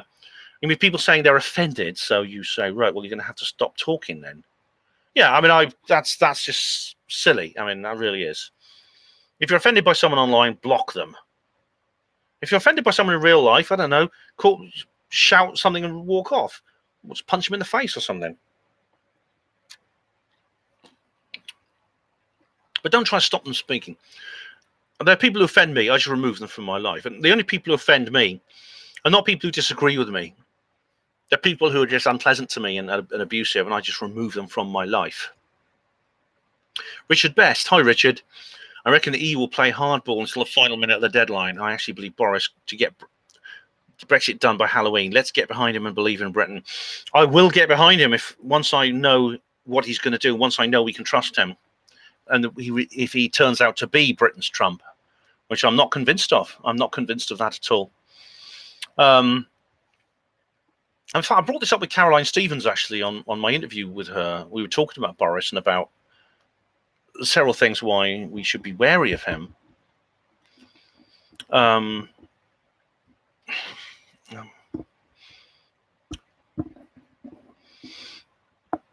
Anyway, where was I? Yeah, just thinking about what you said. I mean, I've got to see. It's obvious, like all the doors are being shut; they're being slammed shut, and the cancelled Brexit is like the door being left open. Well, as I've described that, I used that analogy in previous videos. We're going to have to see whether some of the other doors open in the next few months. Neptune says, "Zippy Georgian Bungle predicted LGBT." Well, it's funny, you know, but George was pink, wasn't he? I always wondered if George was a bit of a left fielder, you know. I just a thought. I don't care about the private lives of hippopotamuses. I really don't. But anymore, I care about even less than I do the private lives of humans. Obviously, I mean, I don't care about anyone's private life, to be honest. Any consenting adult, what they get up to in the bedroom, is entirely up to them. I have no interest at all, unless, of course, the one exception would be, obviously, a woman that I admire. Armand Adams, hey Armand, how you doing? Love you too, Magda. It's good to see you. Veggie says, Zog is not an anti-Semitic canard if Jews are massively overrepresented in their government and the mainstream media, Zionist-occupied government, and the Masonic pyramid is on the dollar bill. You're right about the dollar bill, but please do check out my video called Jews, because Jews are actually not behind the New World Order. The Zionist-occupied government is actually Illuminati-occupied government. I call it IOG. Please do watch my Jews video for that. It's another of these, you know, single point of reference videos I made, like the Flat Earth one, because I get so many questions about this. I say, I'll make a video and I'll refer them to that. Matt says, it's happening a lot in the West. In West Wales, a very soft genocide of culture by shitty artists. Well, yeah, I mean, art is Brian Gerrish has talked about this. You get these weird statues appearing everywhere, don't you? You get... And there was like this horrible one which looks like a pregnant woman half cut open. And it was, that was put up in a public place. I Macy, the next Tony Blair. Well, you know, I Macy, the way things are going, Jeremy Corbyn is acting more and more like the less Tony Blair. I mean, I wish he wouldn't, but I don't know where he's going to go. I don't know where that guy's going to go. JJ said, L. Lizard Beth. Yeah, exactly, yeah. Richard Beth said, do you think the Queen told Boris to hurry up and get us out? Maybe she's just terrified. As I said, there's a faction of the elite now that do want is within the EU, and it could maybe the Queen is going along with them, that do want to sacrifice Britain. This is why they've clashed. They want to sacrifice Britain for the sake of the rest of the Union. They just say, let Britain go and let's see if we can hold the rest of it together. Because, for people outside Britain, a lot of people in Britain don't realise this. And a lot of the Ramonas don't realise this. My dad has no idea about this. But the EU is in serious trouble from other forces other than Brexit. And some of them, I think, are an even worse threat than Brexit. It's the rise of various, much more credible political forces in various countries that are independents, that are nationalistic and independence-based, like Matteo Salvini in Italy. You get there's all kinds of parties that are broken out. In Austria, there's the FPO, the Freedom Party of Austria. I wouldn't be surprised, actually, if we have a country that just announces it gives a unilateral declaration of independence before Brexit even happens. I mean, but these countries are all looking at Brexit. That's the thing. They're looking at us and they're learning. You see, the people under the electorate in those countries are learning that this is what happens if you get in the EU. And Nigel Farage called it a lobster pot. Easy to get into, impossible to get out. And that's going to hopefully make people in Turkey think twice before they sign up for it. I say Turkey, bad job. It's bad for them. It's bad for everyone because then you have the porous border with the Middle East, and they can do this massive movement of people like they did before. Mason, what happened to Nick Griffin and the BNP? I don't know. We don't hear about them anymore. I mean, he was. I think he was an MI5, Nick Griffin, because there's some connection with him at Trinity College. And anyway, Sean Murphy, the world is headed to another global recession. Yes, because of short-term bonds. Yeah, you see what's happening with Deutsche Bank. Now, I always said that Deutsche Bank is the biggest and most powerful bank in Europe. It's the central clearing bank of Europe. When that goes, if they want to trigger another recession. Of course, these recessions are all artificial. They will collapse Deutsche Bank. And it looks like that's happening.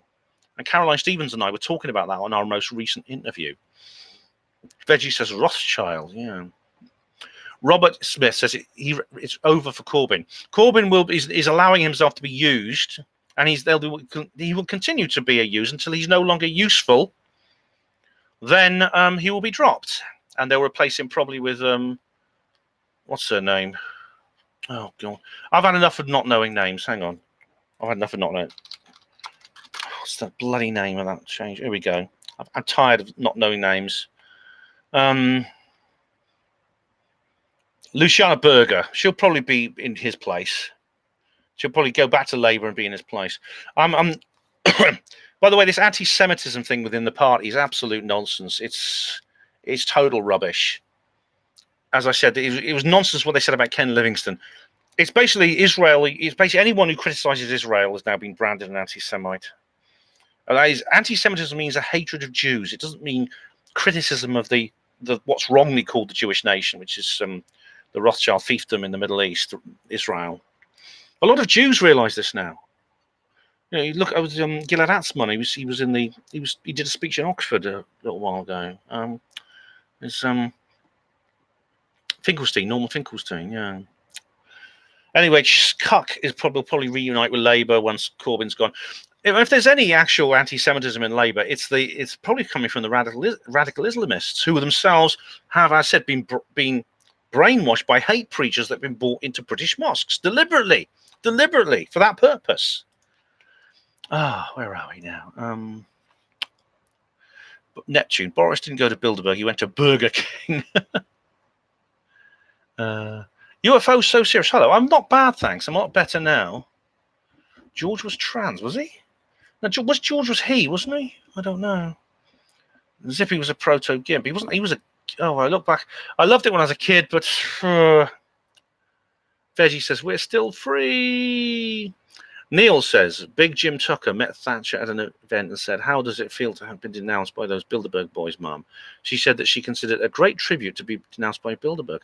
All right, Neil, I didn't know because I thought she actually went there Thatcher. If she didn't, well, that changes. I suppose that's interesting. Jim Tucker is, as I always said, right? Bilderberg used to be secret. It was not mentioned in the media at all until people like us exposed it. And Jim Tucker was one of the ones that did it the most. Very sadly missed, he is. Now Bilderberg is at least semi-open. I mean, it's reported on by the media. It still has Chatham House rules regarding its content, but it's no longer a completely secret organization, thanks to us. JJ, the supreme function of a statesman is force and make-believe, not what is moral. Boris knows this. Well, then we can't. The problem is that if a statesman is like that, then the statesman is corrupt, because without morality and justice, you have an immoral and unjust state. I mean, this has been known since ancient Greek times. I mean, even Plato wrote about this in the Atlantis book, I think. I'm sorry about that in Wales. I mean, I come from West Wales, Matt, and I'm sorry about that.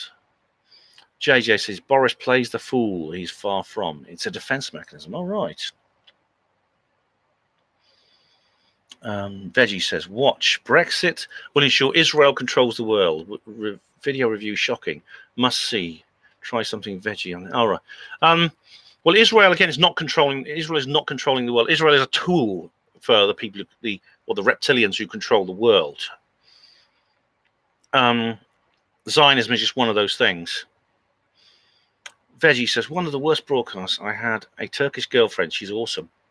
I tell you what, I did know some Turkish ladies, and they are beautiful. I mean, one of them was a waitress in Oxford's Pizza Hut, who I really had the hots for. She's really very attractive. Neil said, only 3% of Turkey is actually in Europe. That's right. Just one little corner. Istanbul is in it, so it has quite a big population, but it's only a tiny little segment. If they join, it will be Australia and Israel joining Eurovision. Oh, well, Turkey are already in the Blue Eurovision Song Contest, aren't they? They're already in the Eurovision Song Contest, and they're not in Israel's in it, and they're not in Europe.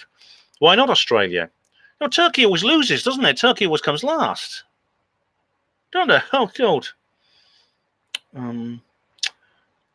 Trump is a Freemason. Is he, Sean? I don't know. I mean, one of the porters of my hospital was a Freemason. It depends on what kind of Freemason. The founder of the United States were Freemasons. Yeah, Ahmed loves my hat. Do you remember darkconspiracy.com? It's gone now. I got this hat when I joined the forum, but it's gone. It was a brilliant forum. It just disappeared. Veggie says, controlled opposition to themselves. Jesuit and Masons, very cunning and conniving. Matt, check out Eve O'Neill, Dogs and Birds on Facebook. Dogs crapping on this other. Oh, right. Is that West Wales? They'd want to destroy genuine Welsh and English art movements. Yeah. That's what Brian Gerrish talks about that as well. Eve O'Neill, right. Oh, by the way, see Gemma O'Doherty's gone. They bloody banned her, the bastards. They banned both her channels. It's sickening. I hope she's all right. I'm following her on BitChute anyway. But she just disappeared. Both her channels vanished. And I mean, she's not hateful in any way. She's not racist or anything like that. Because you don't have to be, do you? Oh, bloody hell. What's happening? Hang on a sec. I've got like a... What's this message?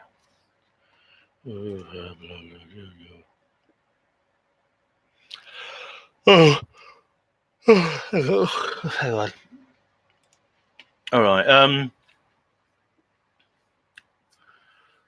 Neil says there's more criticism of Israel within the Labour Party because it has high membership of Muslims. Yeah, it's not hard to see, but the mainstream are loath to make the link. Yeah, I suspect, like, if there is any, I mean, there are people report real anti-Semitism. That is not just criticism of Israel, but hatred of Jews, which are two separate things, as I said. And it may be happening, but it's probably coming from the radical Islamists. Because Labour are left-wing. I mean, there's people there are anti-racist. I mean, Corbyn himself, he used to march against the National Front in the 70s. I mean, before he was even an MP. I mean, they're just, you know, they're anti-racist. They are very, very opposed to racism. I think they, unfortunately, of course, because they have got jumped on this SJW bandwagon, which is wrong. But to say that they would then just that would make them become anti-Semitic. Really anti-Semitic is nonsense. It's probably coming from the radical Islamists who've been radicalized in British mosques by Saudi hate preachers, brought in specifically by the Muslim Council of Britain, which is like a Quango connected to the Labour Party, and funded by the taxpayer. Do you see what's happening? I talked about this previously. The radical, using Islam as a weapon. This is where Tommy Robinson goes wrong, because he believes that the New World Order essentially is Islam, and he's wrong. Sean Murphy, the last global recession in 2008 started in Iceland. Well, and they learned their lesson quick because they brought in Joanna Sigarthersdottir. I mean, the people who go on about, oh, I want a woman to lead the nation. I want a woman to be we need women in government. I'll tell you what, if it's Joanna Sigarthersdottir, I'll be 100% behind her. Because she is wonderful. She saved that country by refusing the IMF loans. I sometimes say, I mean, if these people like Trump, like Joanna Sigarthersdottir, when these countries have finished them, could we have them?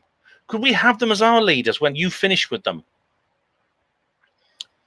Veggie says, Peach's Galoff could have been caused by juicing EmiratesWoman.com. Does anyone believe this? Seriously? Illuminati, blood oath murders. Yeah.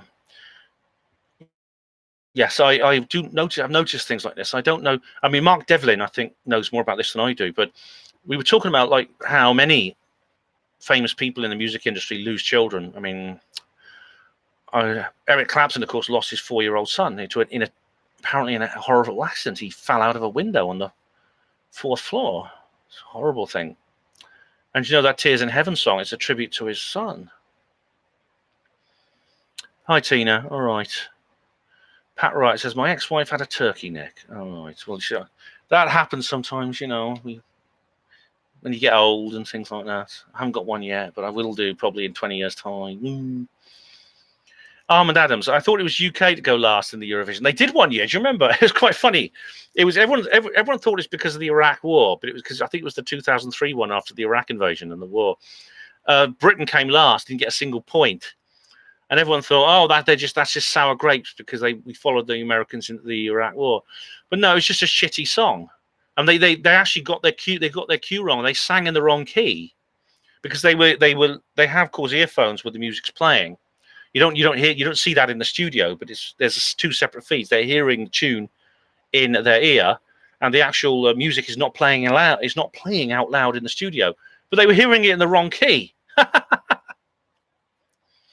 Tina Silva, never underestimate the Spanish Inquisition. That's like from Monty Python, isn't it? No one expects a Spanish Inquisition. All right. Veggie says, Freemasonic lodges all over the fucking globe, Russia, China, Australia. Yeah. Well, the Freemasons, like I said, it's a network. There were innocent Freemasons. Veggie says, to sap and impurify our bodily fluids for real. That's sounds like Dr. Strangelove there. Tina Silva says, Muslims are Semite. Right, Hugo Rune. Hugo. Where's Hugo? He's probably going to reply to this, but yeah, we've talked about this before. Semitic, he has replied here. Yeah, he's replied. Yeah, Semitic is a language group, and the term Semitic is misused, just like the term Celtic is misused. It's often, we talk about referring to races or entire cultures or nations, when it actually means a language group. It means a group of languages. In the case of the Celtic languages, it refers to languages that derive from the Celtic culture, which eventually ended with the Roman Empire. Oh, Boudica moment. All right, it's over. That was a quick one. Veggie, I can no longer sit back and allow communist infiltration, communist indoctrination, communist subversion, and the international communist conspiracy to sap and impurify our precious bodily fluids. Yeah, that's General Jack D. Ripper, isn't it? The guy behind the wayward order to drop nukes. A brilliant film. Did you see my review? I did that with Mark Devlin. It's truth of the matter is that's actually true. I mean, as I say, Kubrick knows things. Do you remember that I think is the first reference in any medium right back in 1964 to fluoride being added to water to cause to cause mind control for mind control purposes. He talks about it, doesn't he? Hugo, yes, Palestinian Semites, yep. Saudi Semites, yeah. Depleted fucking uranium, yeah. JJ, what time did you start, Ben? It was not 8 p.m. No, it was 9 p.m. You tuned in at 8 p.m. You should start the Friday night podcast at 10 p.m. Friday night podcast with Ben, 10 p.m. The thing is, like, I mean, I do my Panmo show on Panmo Radio, but the problem is, JJ, you know, I often have to work. You know, I work most days, almost all days, and I'm usually sort of falling asleep by midnight. Pardon my... Yeah, Hugo Rune. Iran is not Semitic, but are Muslim. That's right. They speak an Indo-European language called Farsi, which is actually related to, it's Indo-Aryan, I believe, related to some of the languages of India, which are also Indo-European, which are related to English. Yeah, please. Veggie, yes. Dr. Strangelove is fantastic. The thorium conspiracy. Yeah, thorium, yeah. Oh, that was the thorium bomb, wasn't it? Yeah.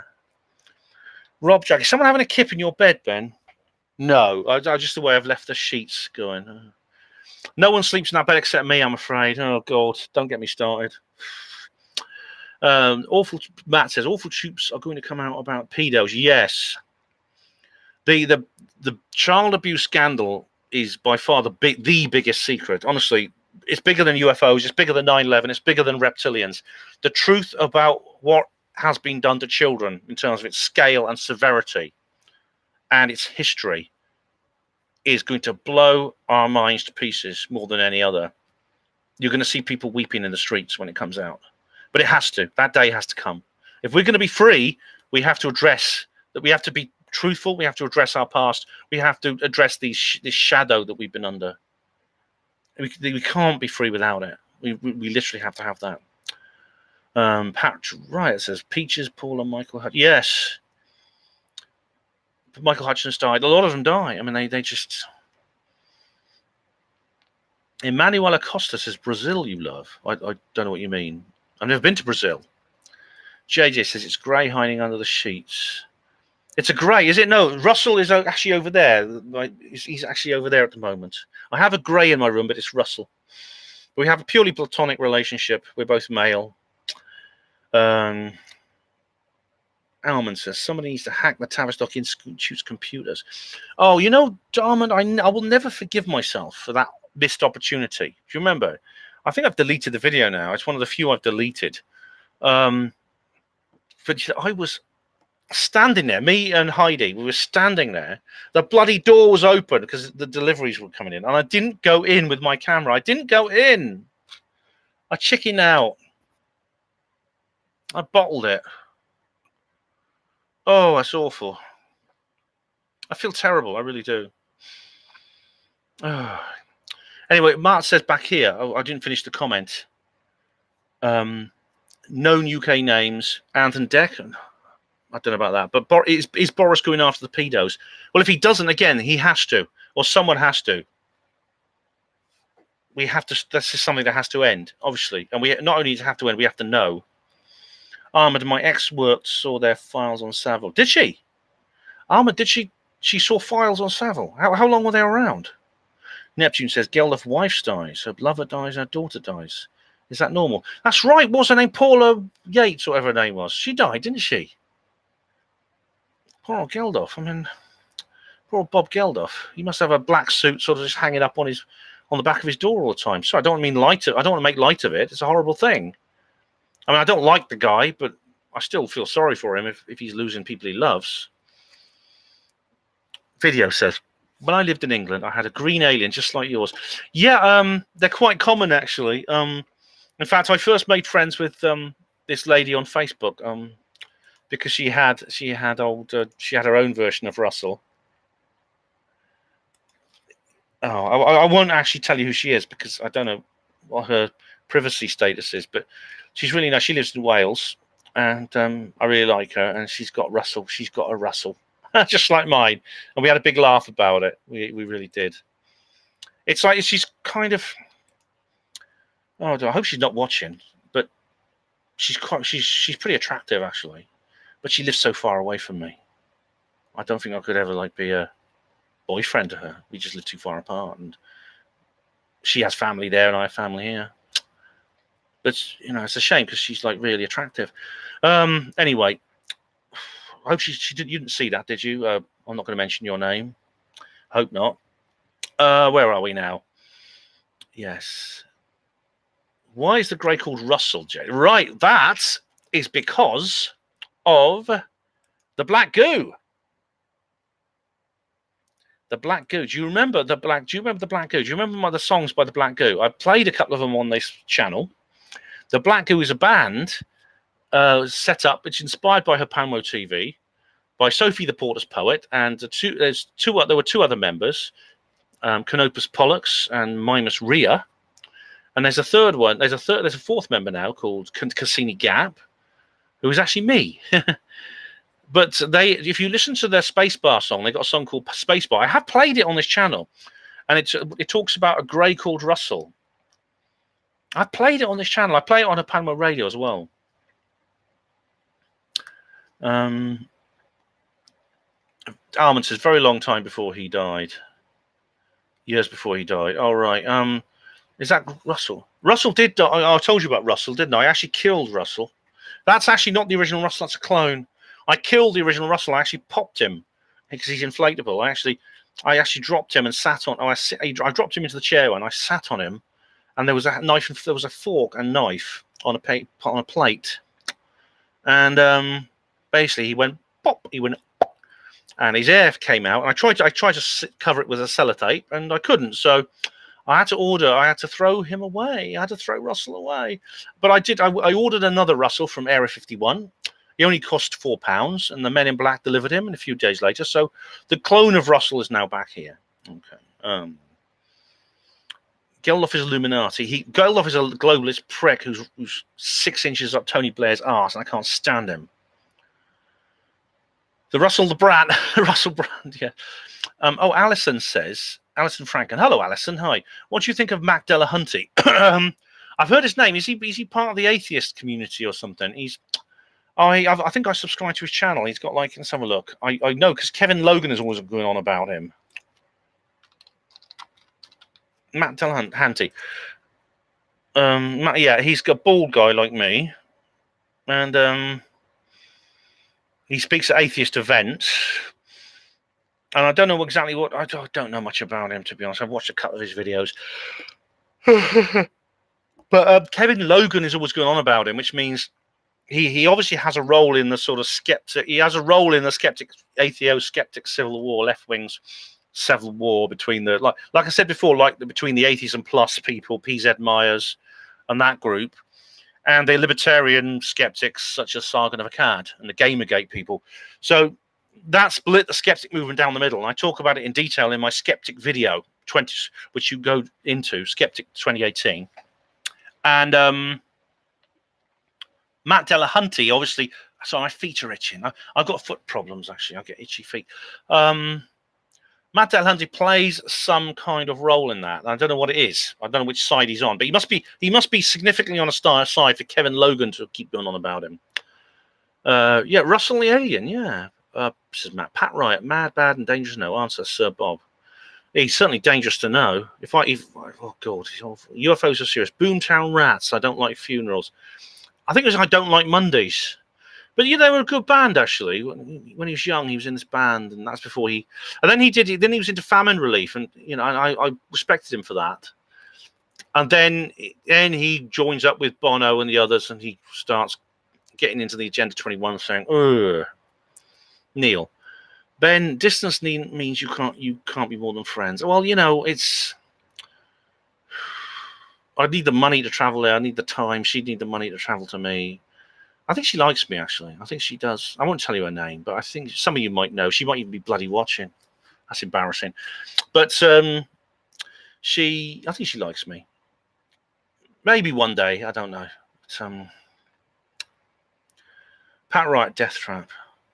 Veggie says, I love juice and I'll keep on drinking smoothies, pineapple, coconut, one of my favorites. I do too. Dragon juice.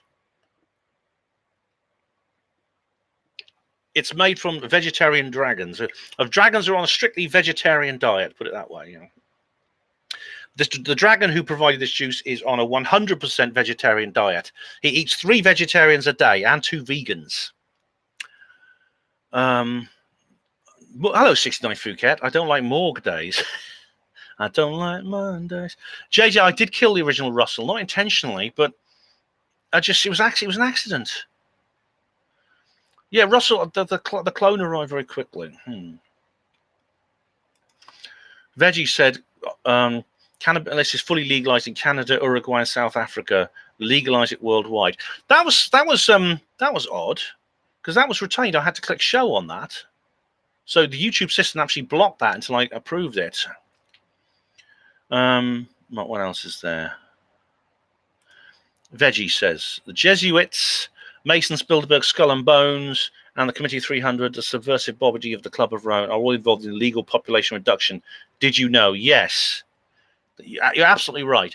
The Committee 300 book is very interesting. And the guy who wrote it, was it Coleman? Was it Vernon Coleman? Yeah, read that book. It's an old book. I think it was written sometime in the 80s. It's bloody good. It's damn good. Video says, all of us are replaceable just like Russell. We are containers, the water bags. I know Russell's gone to the big sly saucer in the sky, but the new Russell is alive and well. Alison Franken, he uses logic and reason. Who does? Who uses logic and reason? JJ. Ben, thanks. You made me laugh. Oh, great, JJ. About reason. The Friday night podcast with Ben and Russell. Well, I always have Russell in some of my Panwo TV videos when he wants to be there. As for the Friday night podcast, I don't want to do like a set podcast every week because I'm already doing a Panwo radio once per week, and I can't take on any more than that. I was actually asked by somebody if I'd present a show on a station once a week, and I just can't. I just don't have time. I've got to prepare. I've got so much to do this weekend.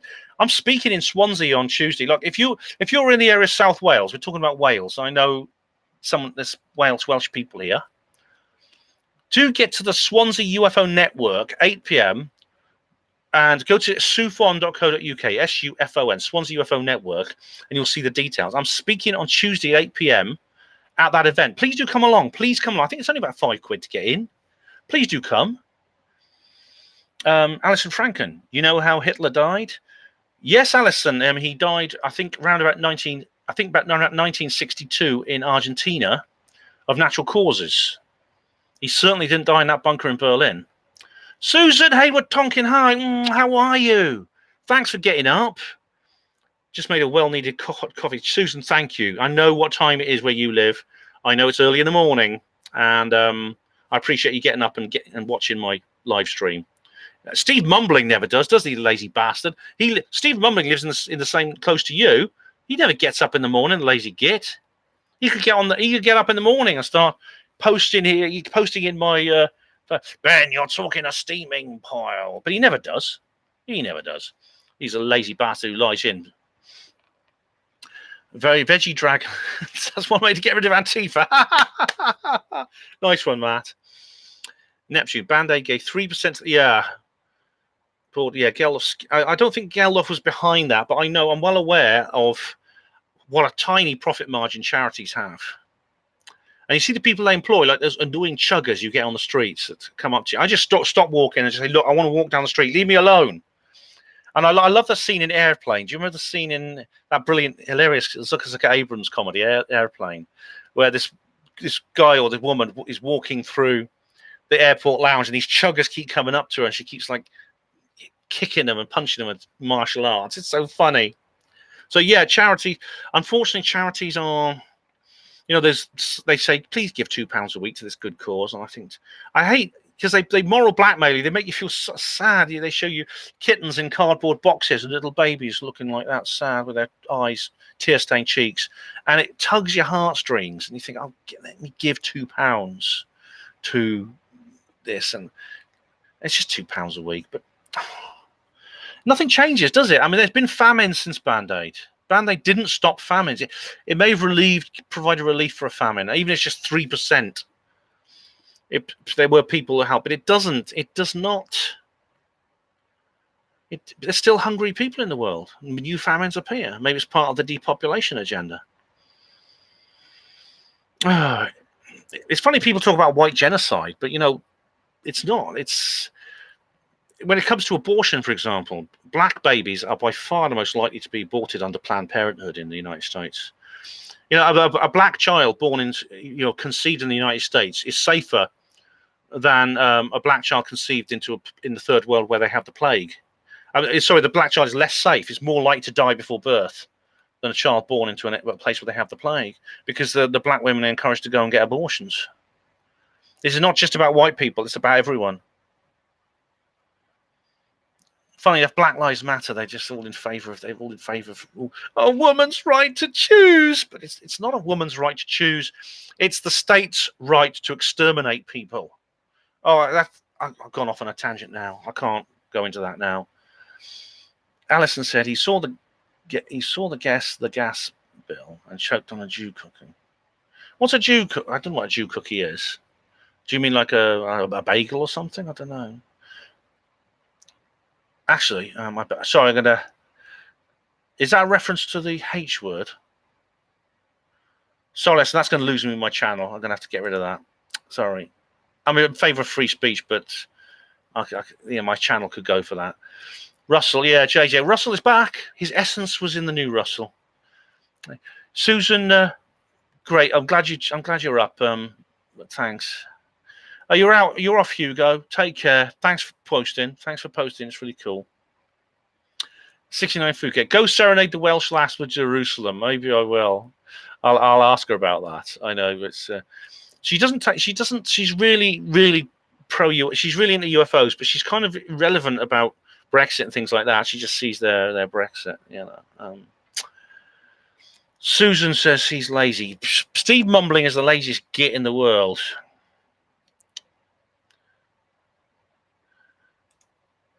Alison, that's a stupid comment. That is insulting and stupid. All right, I'm in favour of free speech, but as I said, it's not about free speech. I'm happy to discuss any subject with you. Like I say, if you want to discuss the JQ, I've made a video about it. I have different views. I say it's not the Jews doing it, but it's that's nasty what you just said. Alman, the street charity scammers never bother me. Yeah, I tell them I couldn't give a fuck about. Oh, that's. I gotta say, right, that is funny. That is funny. Yeah. Rob Jack, can you give a shout out for David Noakes, who's in Southwark Crown Court next Friday? Right, yeah. Good luck, David. I did contact you. I made a video there's a BitChute video I made about you, David. It's called Why David Noakes Was in Jail. It's just a short clip from a film. But yeah, free David Noakes. I'm really sorry that I haven't focused on your case as much as I should have. UFO says they build pipelines for oil, do the same for water, no excuse. Well, honestly, if you're free energy UFO so serious. Oh, have you read Roswell Rising? The end. What happens at the end? Just read Roswell Rising. Graham, hello. How are you? Welcome. Veggie says boycott companies. You must for a better timeline. Boycott Monsanto companies. Yeah, boycott definitely. GC Math. Yeah, Neptune Returns. GC Math. That is the thing they jailed him for because he broke the 1939 Cancer Act. Now, the 1939 Cancer Act basically says that if you have a treatment for cancer that works too well, you're not allowed to use it. Hugo, all right, you didn't say you were leaving, having a gluggo. All right, I don't know what that means. Is that something from Nottingham?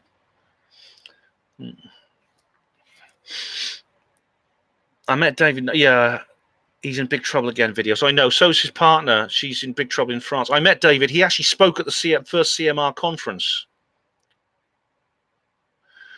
Yeah, Alison. Yeah, there's free speech, total free speech.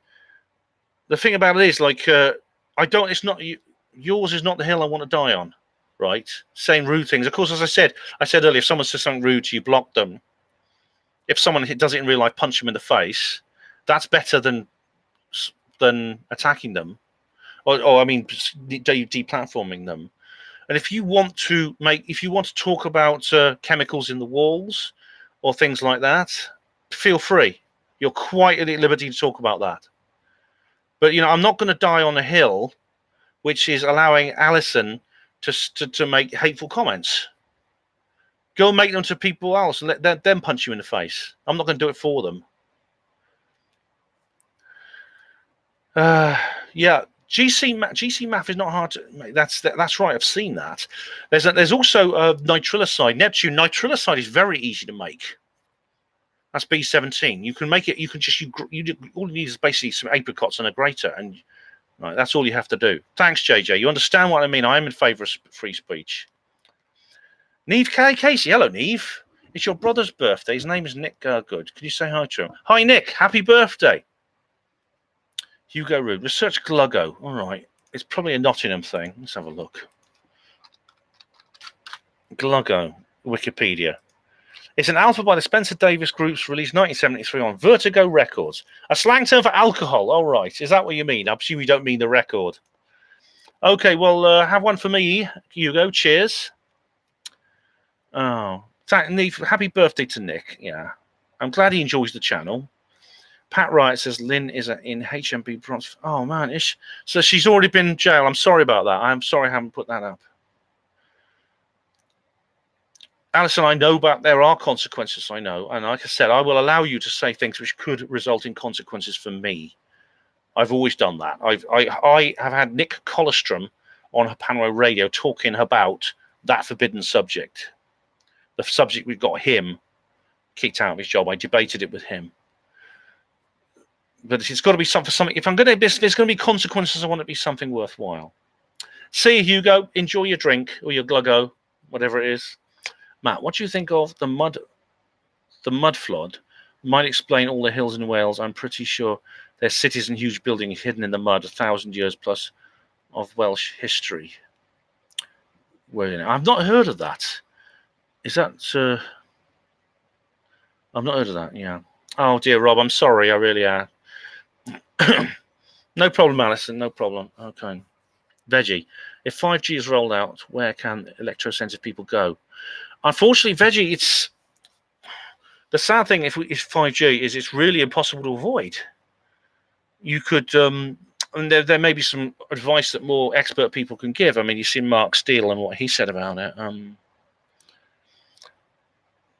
Oh right, Hugo, is that another track on that album? Right. Oh, Alison, thanks. I appreciate that. Me too. Check out my video on the subject. Susan Hayward, Max Egan told us about the mud flood. All right. Bonnet Dan says, Ben, my beautiful girlfriend Emily, please say hi. Is wondering what your star sign is. Please tell. Hi, Emily. It's Libra. JJ Dear, do I have any favorite music albums? Oh God, The White Room by KLF, Hysteria by Def Leppard, Brothers in Arms by Dire Straits.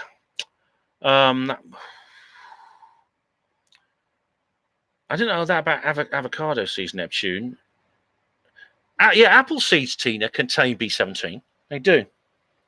I mean, you bite into them, they taste like marzipan. That's because it's almond as well. It's an almondy taste. That's because almonds contain it as well, in smaller volume.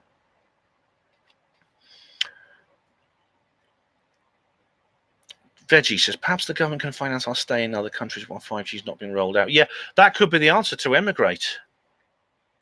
Oh, I'm glad, Bonnet. I'm glad. Thanks, Emily. Take care. Take care, Emily. Oh, it's got to watch your favourites as you go. You're expecting that. Pat, terrible. No, it's not terrible. Honestly, you must be tone deaf. Alison, what do you think about the fact that in some states people that have been prosecuted cannot vote? I didn't know. I mean, the voting. I think in Britain you can't vote if you're in prison. I don't know about that. Yeah, that's right. 69, Phuket. Hey guys, it's 10:15. I'd like to wrap it up if you don't mind. I've got to do some more rehearsals for Tuesday. I think we covered Boris pretty well, plus other things. Yeah. Alison, it's nitrilicide. It's related to cyanide. If you have too much of it, it's toxic. B17 is not cyanide, it's nitrilicide. Magma, I'll check that out. Yeah. JJ, I'm glad. Yeah, I'm glad. Well, see, JJ likes my taste in music. All right, guys. I think I'm going to say night, Matt, and thank you very much. And thank you, and thank you very much, Burnett. Thanks, Burnett, as well. I'm glad you. I am balanced. I try to be balanced. 69 Phuket, great the siege. You'd have to swallow the apricot pits whole. Bye bye, Richard. Bye bye, David. Thanks for tuning in. Night, JJ and Hugo and Alison. Okay, night. Richard, night. Bye bye. Bye, Matt. Bye bye, JJ. Good night. I'm tired now. This has been quite a short live stream by my standards, which is nice.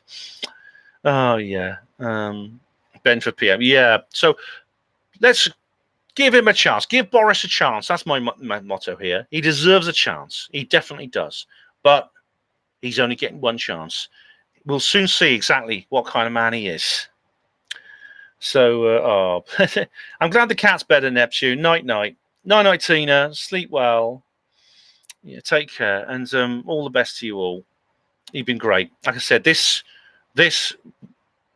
live streams will be nothing without you guys. It'll be me sitting here talking without you guys. So thank you very much. Night, entrepreneur. 11:15. Yeah, I know. That's it's 2.25 hours. That's very short, isn't it? Night, Pat. Oh, missing the Martian. My goodness me, I'm flattered. Okay, guys. Night. Oh, entrepreneurs just turned up at the end. Night. Enjoy your gluggo, Hugo, and Matt's having a gluggo too. So, with that being said, the Walton scene is over. Farewell, all of you, and I'll see you very soon. Don't forget, get to Swansea on Tuesday, 8 p.m. Swansea UFO Network. Google it, you'll find it, and it will be filmed. But it'll be nice to see you there. It will be.